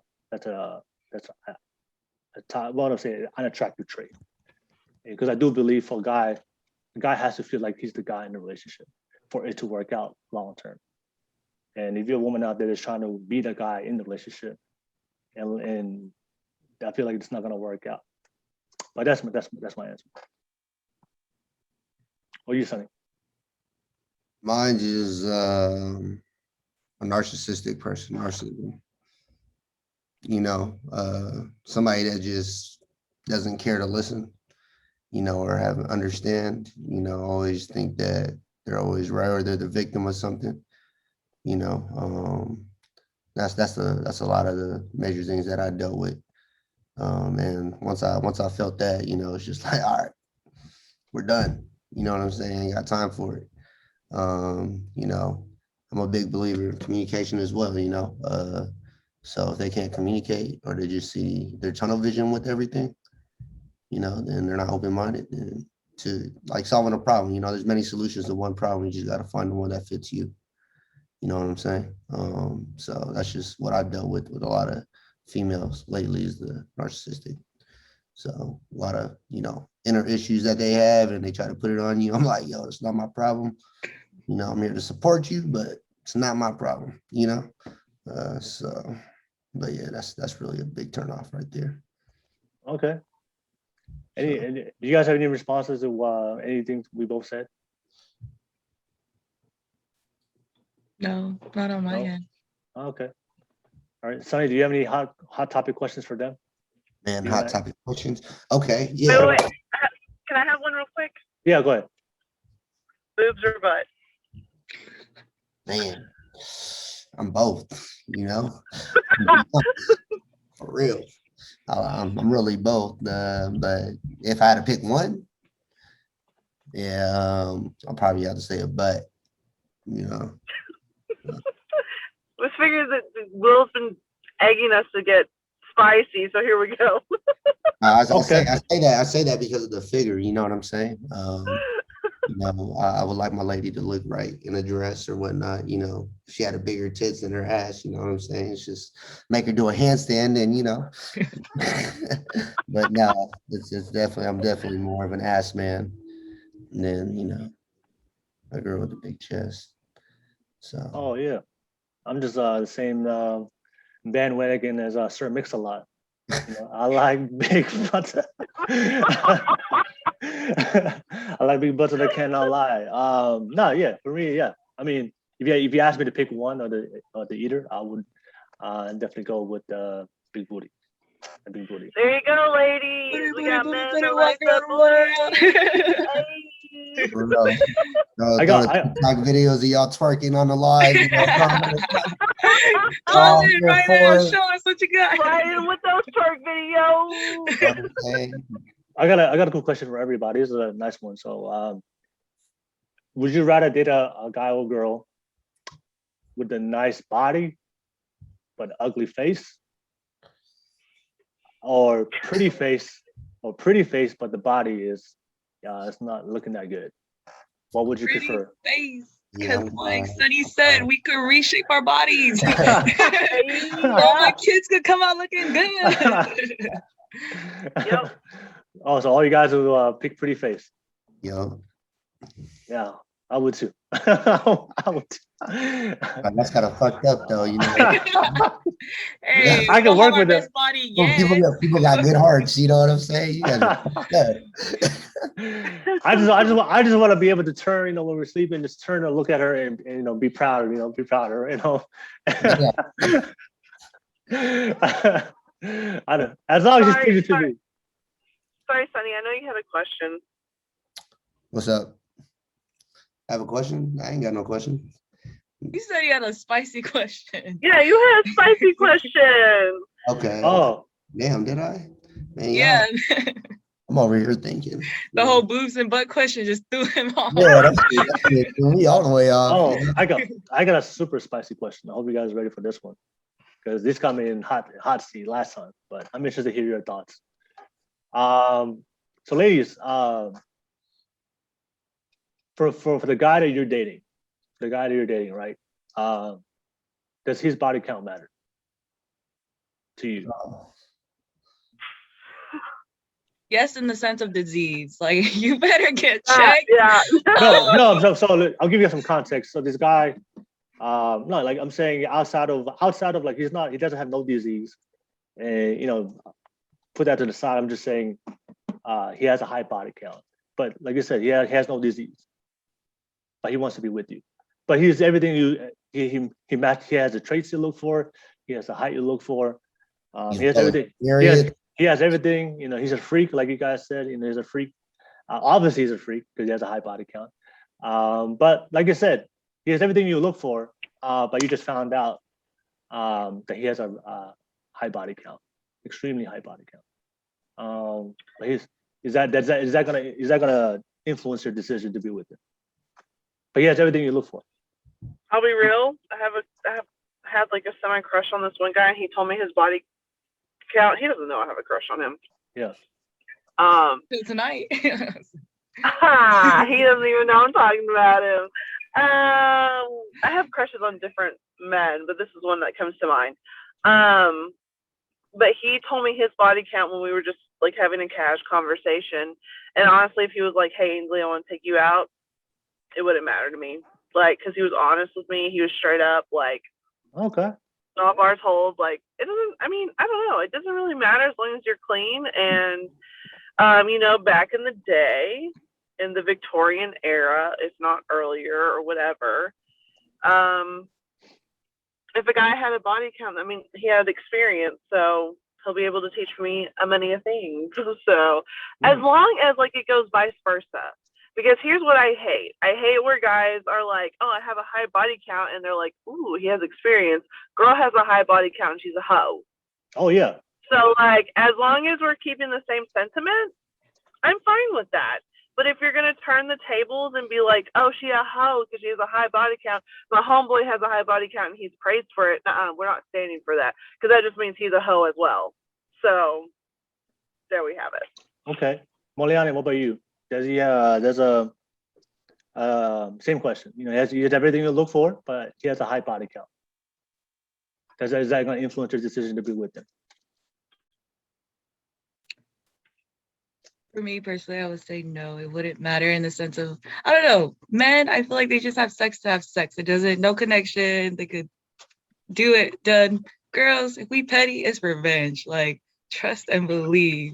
But I don't know. I feel like if it's high, then, as long as you don't do it again, I'm okay with it. Like, it don't matter because you did it. You might have been young. You might have been, in college days, whatever. Mhm. But if it's past this, then it wouldn't matter to me as well. Oh, okay. Sunny. So same question. Keep it honest, bro. Keep it real. Keep it real. Keep it real, bro. So you met a girl, good girl, you're attracted to her, she has everything you look for, but she has a high body count. High body count. High body count. Yes. Now it's I guess, yeah, it does matter, man. You know, especially if it's in the community or within the area, you know, people talk about her, you know what I'm saying? It's definitely going to change your image on her, you know what I'm saying? But if you're going out of state, you know, you don't know nothing about her, but she has a body count, I don't think it really would matter. But if you're, you know, like I said, within the community though, you know, and she's always being talked about being a hoe, then yeah, it's definitely going to change your image, you know, on her. So Yeah. that's just how I see it. Yeah. Okay. Yeah. All right. Okay. Yeah. Same thing for me. You know, she has a high body count. Yeah, it's gonna definitely be a turn off for me. So what's high? What's a high number for you guys then? Shit. Danny? Hey man, don't be putting me on the spot. I want to know what's high. What's too high for men? I don't know. Like honestly, like I said, man, she's being talked about being a hoe. You know, then Okay, well, before we go to like high body count, so like if your bros came up to you, okay. if you had a brother and he Mhm. was just like, oh yeah, I slept with like 120 women, Yeah, would you high five that man? of course. If a woman that you were dating came Mhm. up to you and said she had slept with 120 women, 20 whoever, could be Mhm. women or men, Whatever they would desire. whoever, if they like had slept with 120, would you call her a hoe? Yes, So why is it that the brother, the guy, gets high fived and the woman does not? because of gender differences. That's a bunch of bull. I'm sorry. No, that's like reality. that's not reality. No, that's just society patriarchal bullshit. That's not Because like patriarchal. women are put, yeah, it's patriarchal. Because in a matriarchal society, that woman would be praised because she was the one in charge of all those men. She was the one that was like being in control of her sexuality. I think In that a matriarchal society, because in Hawaii, where it was a matriarchal society, the woman was the one in charge of everything. And the same with a lot of our islands. Mm-hmm. We had matriarchal societies long before the colonizers came. And that's on facts. For the thing, see, I think the biggest problem you guys see, you think that men see it, men see it the same way you see it through your lens. So you both of you guys said that you guys it's okay with it's okay with you. I'm saying for guys it's different, but I'm saying is because we men see it differently than you guys see, and because for us, let me give you guys a perfect example of why body count matters, and this is from a man's perspective, and like this, I'm not expecting you guys to understand it because you're not men, right? So one of the most things a lot of men that's important to us is making sure that our child, a paternity, is ours. And that's one thing that's really important. We want to make sure our kid is ours. So if a woman has a high body count, that means she has a tendency to be with that means she has a tendency to be with men easily, because she's just going out there and just sleeping with all these types of men. So for me, is like, what guarantee do I have as a man that she's not gonna be with me and then do it and go on to the next guy? And what guarantee do I have as a woman that a guy's not going to do the same shit to me if he has a high body count? Because the difference is if you.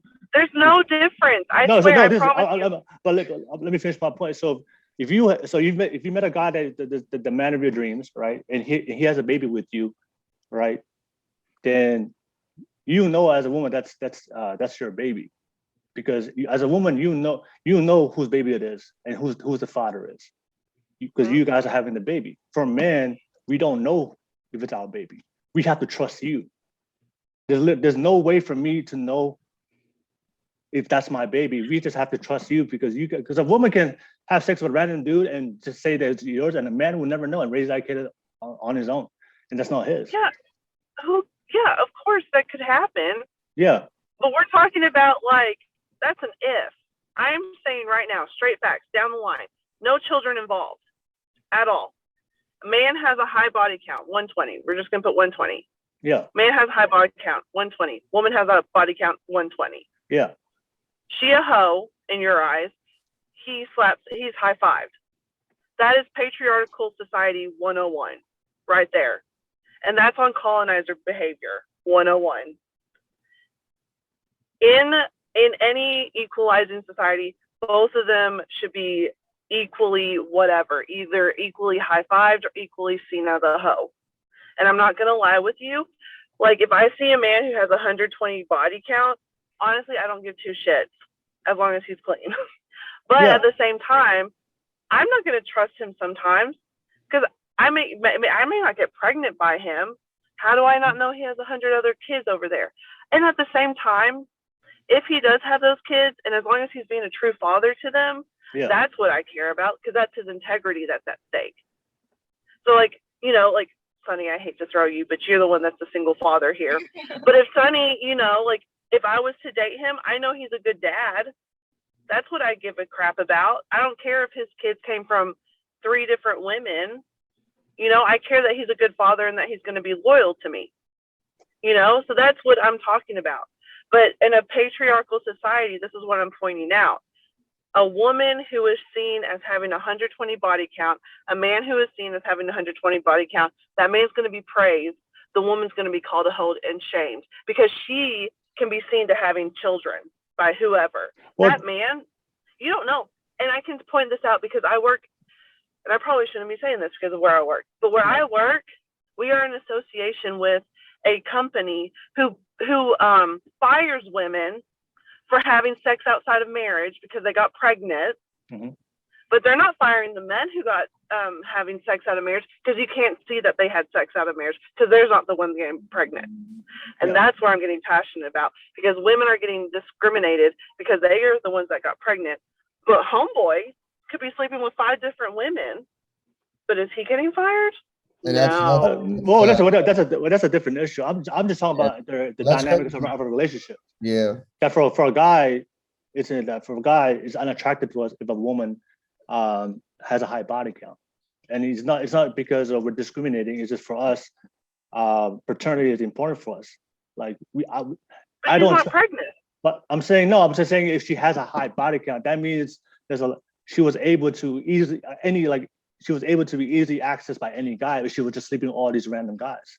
So that's why we always just having a phase, and maybe she's loyal to you now. But what I'm saying is that's something I had, like, I don't know that. But I'm just saying is if I meet a girl that she has a high body count, for me is like, so it's like that height situation, right? That height situation you talk about. Yeah. So like you're gonna just throw away a woman just because she has a high body count, but she's the love of your life. She could be completely a loyal girl, and in her 20s she had a phase because she was living an independent, free life. And now at the age of like 30, she's like, you know what? It's time for me to settle down. Done with my hoe phase. I'm looking for someone serious. Come across an amazing man like Will Nakuzi. And it's just like, oh, he's so great. I'm going to settle down with him. But because I'm too scared to share my body count and he'll reject me. But let me say this. When you guys will always raise your own babies, right? Because the baby comes out of you. So it's your baby. Whoever the father is. No, I'm saying you would always women will always 100% raise their own baby, right? Because you guys have the child. So it's always your baby, 100% of the time. But men don't have that guarantee. There are a lot of men. There's some men out there that end up raising another man's baby and the woman lies. And that's the difference. You guys know it's your baby because you have the baby. It comes out of you. Small percentage, though. But I'm saying is that's why we always prefer to, like I said, I don't expect you to understand it because this is how men feel. This is our perspective. No, I understand it because I've seen it before. That's why body count matters.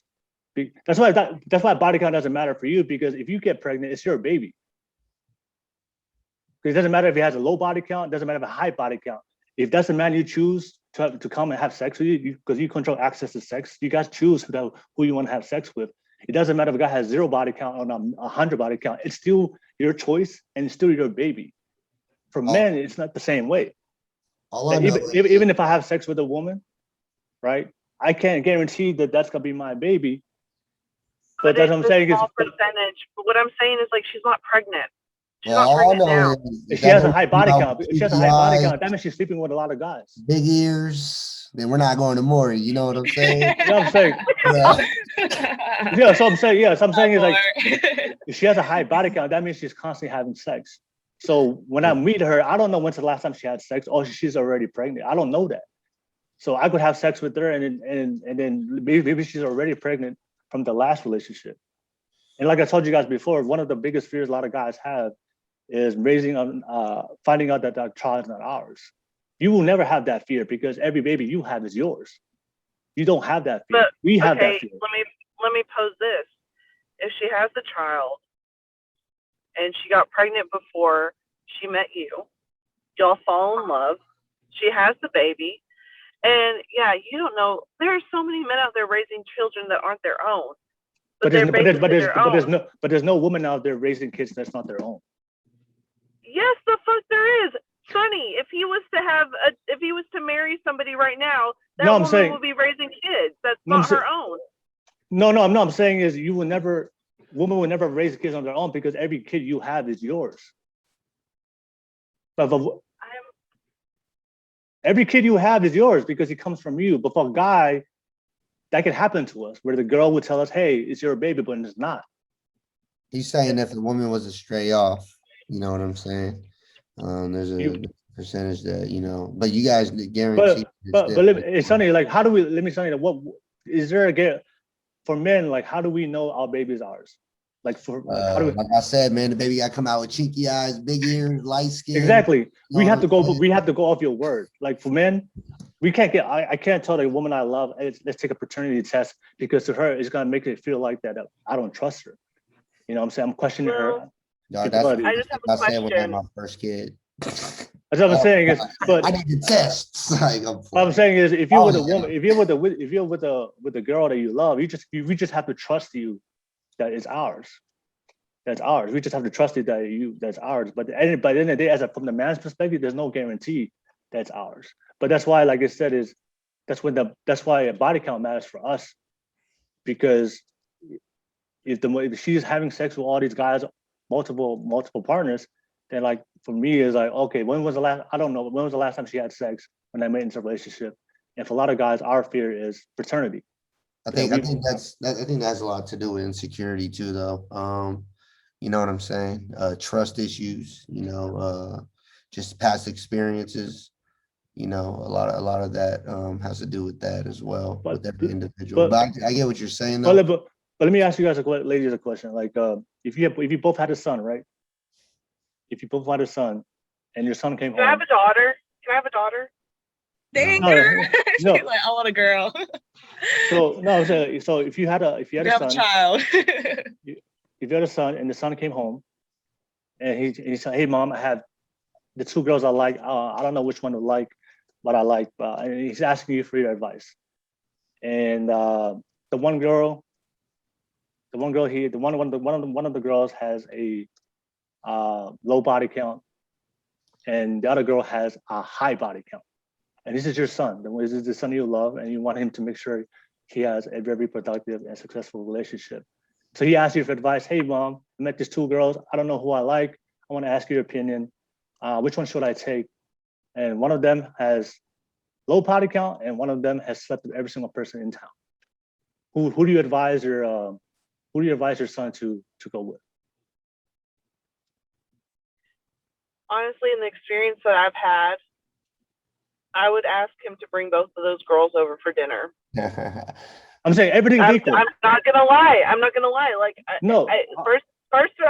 First reaction would be the girl with a high body count is a loose girl, but that's on Christianity and toxic masculinity. So instead, as a mother who already knows her own experiences, I would ask him to bring home the girls different times. Obviously, that'd be so weird to have all three of them at the same time. God. But I would have them over for dinner because I want to get to know these girls. First off, why is my son dating two women? That's what I want to know. No, he's not Like, dating why two the women. hell is No, he- he met both girls. And he's interested in both, but he wants to choose which one he wants to Yeah, date. so like I just want to need to realize, honey, like, son, why are you interested in two girls? Like, you need to make up your mind. Your mother raised you to be a son who makes decisions, not to be wishy-washy. But he's asking. He's asking. I know. I'm telling you as a mother, okay? Okay. So, and so as a mother, this is my child we're talking about here. I want him to bring the girls over for dinner so we can see what they're like. And also realize that I probably have a daughter going through the same thing, right? So I'm going to also talk to my daughter who's probably considering two guys. And I would think the same thing first right off the bat. Because what's one man who's playing emotions with a ton of women doing with my daughter? Because best believe he better not be playing emotions with her. So you see, there's like it goes for both as children. I'm saying like, so you met both girls, like I'm saying, you met both girls, and both girls, they're both the same. Everything's the same. They're both loving. Everything's the same. The only difference is one has a high body count and one has a low body count. Then I'm going to talk to the girl with a high body count. I'm going to have a one-on-one conversation with her because I've done that already as a mother. I can say that I've already done that as a person. What about But I'm saying in real life, you're not going to talk to these girls and like you could. The girls that we date, yeah, they're not gonna, would. I'm just saying you don't get to talk to them. He just says, "Hey, I met these two girls. One has a low body count, one has a high body count. What do you say? Okay. What do you pick?" First off, I don't know what mother hasn't sat down with her sons. We're in the Pacifica community, right? What son hasn't brought their significant other and the family's interrogated the shit out of them? I know my mom has. I've gone to lunch with my mother with a guy I've dated, and she literally sat in the middle of this restaurant and said, "Don't have sex with my daughter." Like, I mean, our families interrogate anybody we bring home. Look, I'm just saying, your son gives you two people he wants to date, and you're not going to meet them. He's interested in both. He tells you, "Hey, look, I'm interested in both, but one of them has a low body count and one of them has something everybody in town. You're not gonna meet them. But he says he likes both of them, and he asks you, "Can I give you?" I'm a shit feminist, is what it's gonna be. I mean, what are you gonna? Shit feminist. If that's the case. I mean, honestly, what are you gonna tell him to go to if he asks you that advice to go for which girl he should go for? I'm gonna tell him to wake the fuck up and like not just judge a girl on her body count. He doesn't know. He doesn't know. He's I had no. I'm saying he's like, I met these two girls. One girl has a low body count. I'm gonna tell you. And this other girl has slept with everybody in town. You know this, but he doesn't know. But he asked you, "Hey, I met these two girls. I'm really interested in them." But you know this information. He doesn't. But he asked you, "Hey, mom, who should I go with?" You're not gonna meet them. Who do you advise him to go? Hold up. How is it that I know how do I know their body count, but I don't know them? If I've been gossiping with all the ladies, all the aunties, all the women why wouldn't I know more about them? In the women's world, since we're talking about, since I don't know the guy's mind, and apparently you know the girl's mind, but in the girl's world, we're gossiping the shit out of everybody, right? And so we're not just talking body count, we're talking personalities as well, because we gossip the hell out of everybody. I don't know if you guys know that. Look, I'm just saying in this concept of this question, I feel like you're trying to like avoid the answer to the question. Like I'm not avoiding. I literally told you. I would tell them not to go. I would literally tell him to find out more. Like that would be my advice. Find out more about these women and their damn body counts. I don't think you would say that. Well, what I was told, you know what I'm saying, growing up, was you better love that one girl just as much as you love the other girl, or treat them both the same. You're not treating one the other less than the other. But that's when I was younger, you know what I'm saying?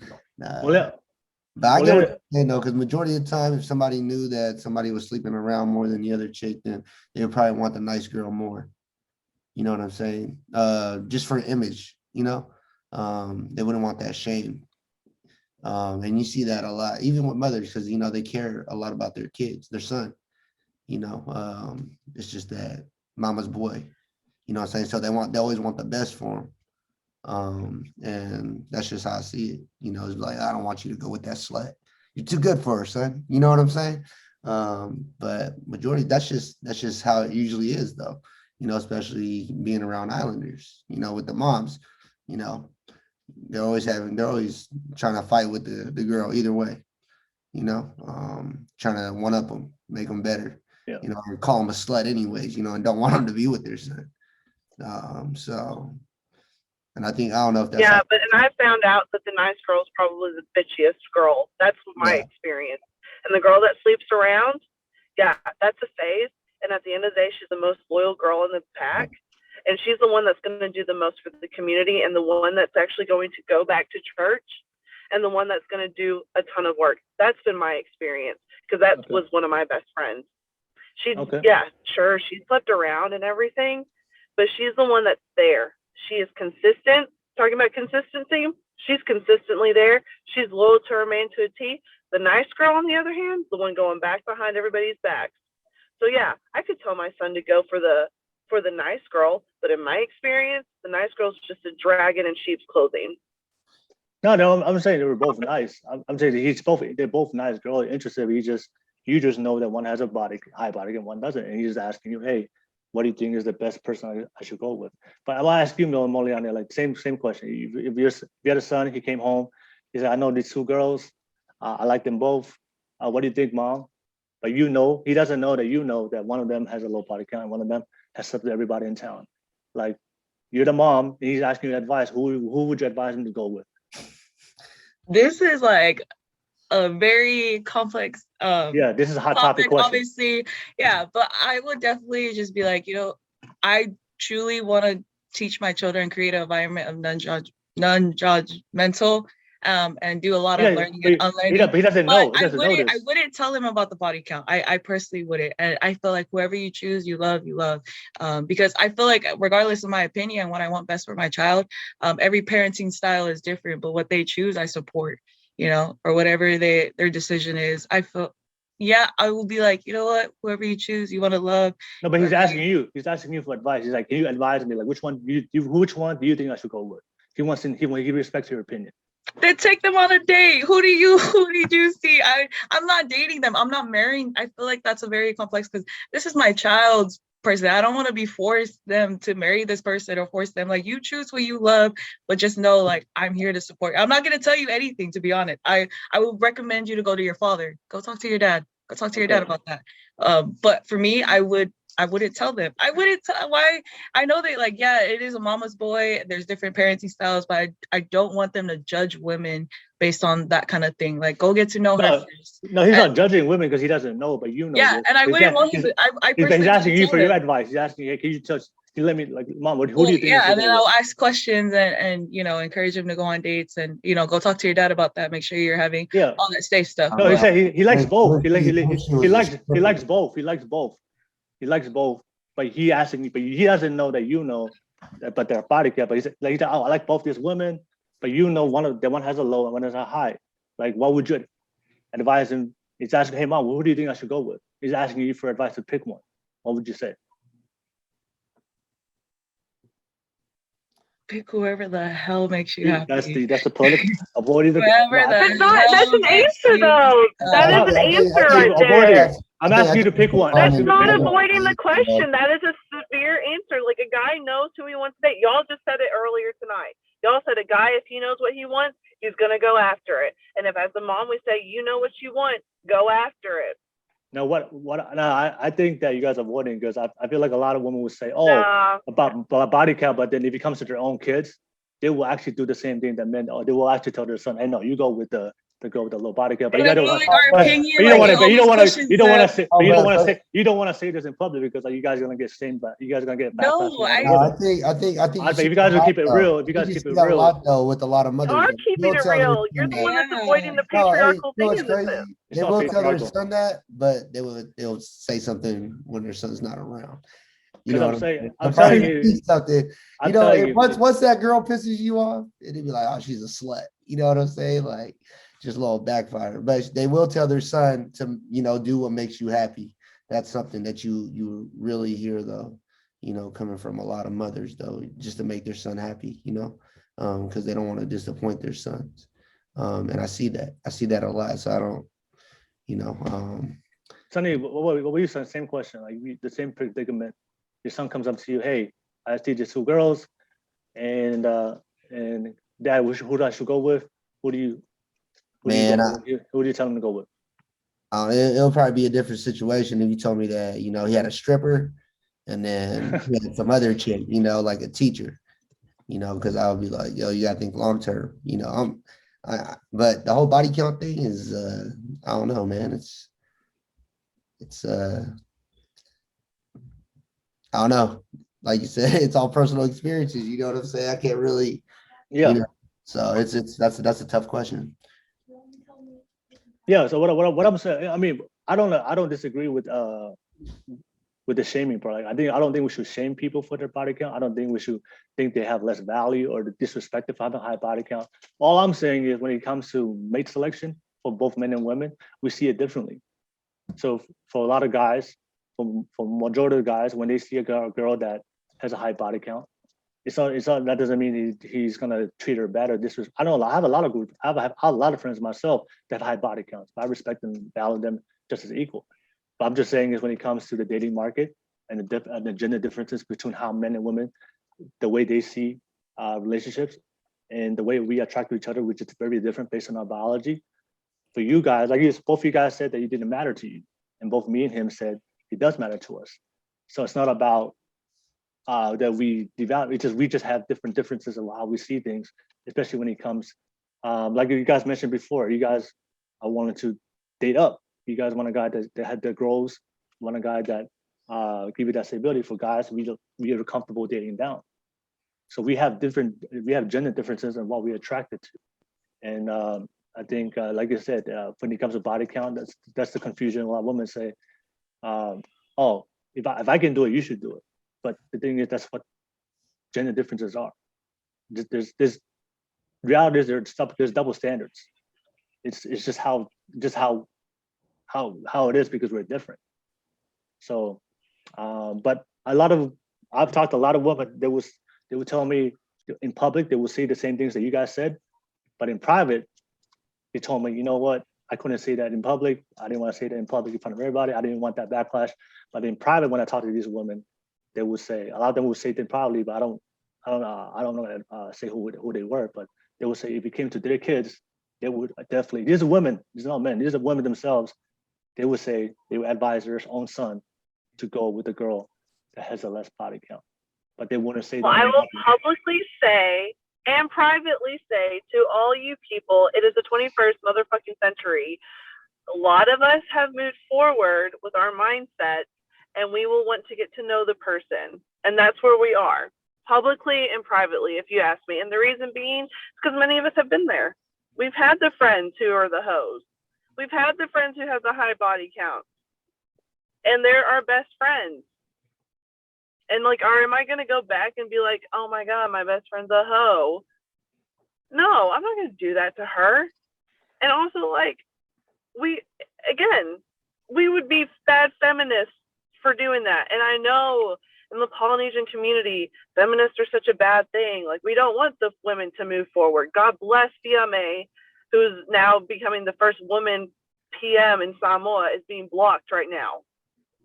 So, I mean, like, we've got to talk about men and women teaming up together and actually moving forward, because that's what our ancestors did. And then the missionaries came and fucking colonized some of our islands, and then we decided to go against each other, and we have all these gender roles. We were teammates back in the day, and I don't know where we got construed, colonization, but we, like, our people fucked all the time. Like, yeah. Instead of church, we were having orgies. Like, let's be real. So, like, no, we're not going to do that now. But, like, let's stop with the colonizer mindset. I do want to ask you this, because I think it's unhealthy to have a high body count. Obviously, I don't have one. I'm a fucking No. God. What I'm saying is, for a lot of women, they would say, you know, a body count shouldn't matter, right? That's why a lot of women are saying body count doesn't matter. You shouldn't look at a woman in a certain way if she has a high body count. But let me ask you guys. For me, let me ask you guys honestly, like, is it healthy for I don't even believe in men should have a high body count as well. I think that if you have a high body count, you're more likely to meet certain people the wrong energy, the wrong types of people into your life, because you're just willing to bounce from all these types of people. So I think that when people have high body counts, you're more likely to run to very toxic people, because you're just going out there and giving it to everybody. You're more likely to get an STD. You're more likely to run to toxic people. That's why it's important to know your worth and value and be selective of who you bring into your life. Because when you have sex with somebody, whatever problems they have in their life and their toxic energy, they also bring that into your life, because you choose to be with that person, and you welcome that into your life. You should be very selective of who you bring. Yeah, I think that's why, like me, I'm gonna be honest with y'all, man. You know, I had a disconnect from a lot of people. You know what I'm saying? Yeah. In general, you know, I ain't gonna lie, I have a high body count. You know what I'm saying? That's what I'm saying. I'm 30 years old. You know, I went through my phases as well. Through high school and stuff like that. But you know, like you mentioned, you know, experiences. You know, what you go through, you have a different mindset. You definitely have to disconnect, and then, but also there's a lot of meaning once you start learning that there's meaning between the connection. You know what I'm saying? As you guys being virgins, that's awesome. You know, it's probably a challenge. I'm just saying that's pretty dope. 30-year-old virgins or 40-year-old virgins. Hold up. I'm 28. Hold up. You were doing great. Yeah, no, I'm 28. Calm down. Jesus. But yeah, no, that's just honest truth though. It's just the meanings behind everything. That's some people lose that value because they were never taught that. That's what I'm saying. They're never guided, behind the meaning of having sexual intercourse and stuff like that, or marriage. It was never shown to them, and a lot of people live like that, Like for me, I moved out my house when I was 15, so I didn't really know what marriage looked like, you know what I'm saying? Yeah. Because a lot of the people, they weren't married, they were just together, like you said, they were just comfortable with being each other. But is that real love? You know what I'm saying? Is that what love looks like to one? Or is it, old people dancing on a dance floor when you're at a wedding and stuff like that, enjoying just the moments? You know what I'm saying? Is that what love looks like to you? But it's just different. Everybody experienced something different. Yeah. Different views on different times, I mean, that's the only thing I see. Is like, I know and just talk about femininity, but I feel like a lot of the modern feminists are encouraging men and women to go out there and just have as much sexual partners as you want, and it's okay. And I feel and like I'm doing feminism wrong because I have zero. Yeah. Right. And then for me, I think that's a wrong message to send. All I'm saying is if somebody has a high body count, it's not, we shouldn't shame him, and we shouldn't shame him and disrespect him. But I'm just saying is, but we shouldn't be encouraging the people to go out there. Like my son or my daughter came to me and like, hey, I want to go to sleep with all these guys and girls. Are like, I would actually step in and say, hey, like, and say something. I'm not gonna be like, oh no, it's that's the culture today. Be free and be expressive and go out there. And no, I wouldn't say that. I would tell them, no, there will be a lot of issues that comes with choosing to allow all these types of people to come into your life, especially when it comes to sex. So that's why I'm very confident to say that it does matter. And not only in the context of a man, just because that's how we feel as men, but in the context of life in general. Like it's just you're gonna put yourself in a hard life if you choose to go out there and have a large amount of sexual partners. If that's what you choose, that's fine. That's your choice. But there's going to be a lot of hardships you're going to go through, because you're inviting a lot of people into your life, and a lot of those people is going to be a lot of toxic and the wrong people. Do you guys feel like the adults that are in your guys' life plays a role in how you guys see marriage or relationships? This is a question for everybody. You know what I'm saying?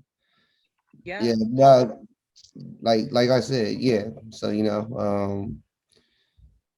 as a father, they like to say, find somebody that's just like your father. You know what I'm saying? Right.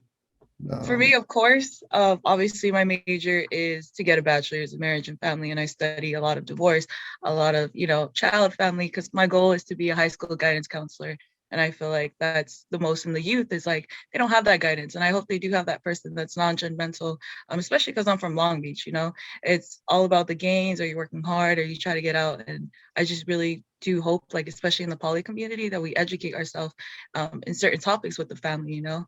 Obviously, I've seen a therapist. I had family trauma, just trying to, you know, reconnect and see what I could do to become a better person, a daughter, a sister. And yeah, I feel like, yeah, my parents are very traditional and never been divorced, and I'm grateful for that. So obviously their marriage is an example of what I expect of mine. But as I'm learning new things along the way, with the current materials that I do hope to have like do better than what my parents, you know, were provided in their parenting styles. So that's just my intake. What was your question, Sunny? Just about the parents, you know, how they are, you know, if they play a big role in how you look for within a relationship, you know, because a lot of people say, you know, try to find a man that's just like your father, or, you know, does that work, you know, for you guys as well? Does that play a big role in your guys' lives? No. Ainsley? I said yes. Yeah. Yes, Oh, it yes, does. yeah. Oh, Yeah, I okay. already said Yeah. yes. Oh, okay. I mean, I think for me, like, I see traits of my parents that I want and things that I don't want. I think my parents, my parents' marriage has been pretty rocky since I was like 16. So like I've seen more of like what I don't want and versus what they're the showings of what I don't want have also directed me to what I do want, if that helps. So that's kind of like what I see with my parents. Also, I'm gonna have to bounce. I apologize. It's 3:17 in the morning here. It's got you. We're about to wrap up. Yeah, Um, we're gonna wrap it up right now. But I know it's getting late right now. And Aynsley out there in Tennessee, Yeah. holding it down. But we'll wrap it up right now, guys. I just want to get everybody's thoughts real quick. What you thought about the podcast and what was the experience, and then we'll end off with that. I'll start with you, Moliane. What's your thoughts and experience in the podcast? Definitely a great experience. I learned a lot of like point of views from like you guys, what I could do better as an individual and like learning. But also a lot of, it's a great learning experience and taking and hearing your guys' honest feedback of everything. So yeah, thank you for having me on here and to be able to share my thoughts and I guess to learn and grow and better help our community, right? Because our plan is to have families and we definitely want to have like better, better equip our kids for success and set them up for that too. So thank you guys. No problem. Thank you. And Aynsley, what was your thoughts? No, it's great. Great discussion. I'm always down for an open discussion of ideas. I know like not everybody's going to have the same opinion. So I like a nice open discussion of just like a friendly discourse is what I would call it. Yeah. Just because, sometimes we got to get those ideas out there and in a safe environment. So yeah, I've had fun. It's just really late. So after hours for sure. After hours. Early hours. And last but not least, you, Sonny, what are your thoughts, man? No, man, I thought it was great. You know what I'm saying? Especially the way that you guys share your guys' point of views. Everybody, you can definitely tell where a lot of people, are impacted in their lives through these conversations, with relationships and I think it's pretty dope because, you learn from it, like you guys are saying. A lot of people might not be going through it now, but it's something that they can be prepared for, after watching this. So I think that's pretty dope. Oh, for sure. Yeah, and just want to say, thank you so much. I learned from a lot from you guys, and I liked going back and forth with Aynsley today. But then the day is like you said, it's friendly discourse. I think friendly discourse. But I think it's really really important for both these type of conversations to happen, and it's better to have this conversation open so we can understand each other. Because the reality is most people live their life and grow up and try to figure out dating without actually having this conversation, not only with a group of people, but also having that with their own partner, right? So if people would have these conversations with the people they had in the relationship. You guys all mentioned communication. That would definitely help. So I'm glad we're having these conversations, and hopefully that you're watching this is we answered some of your questions. And hopefully we made some friends, or you guys hate us or hate me. No.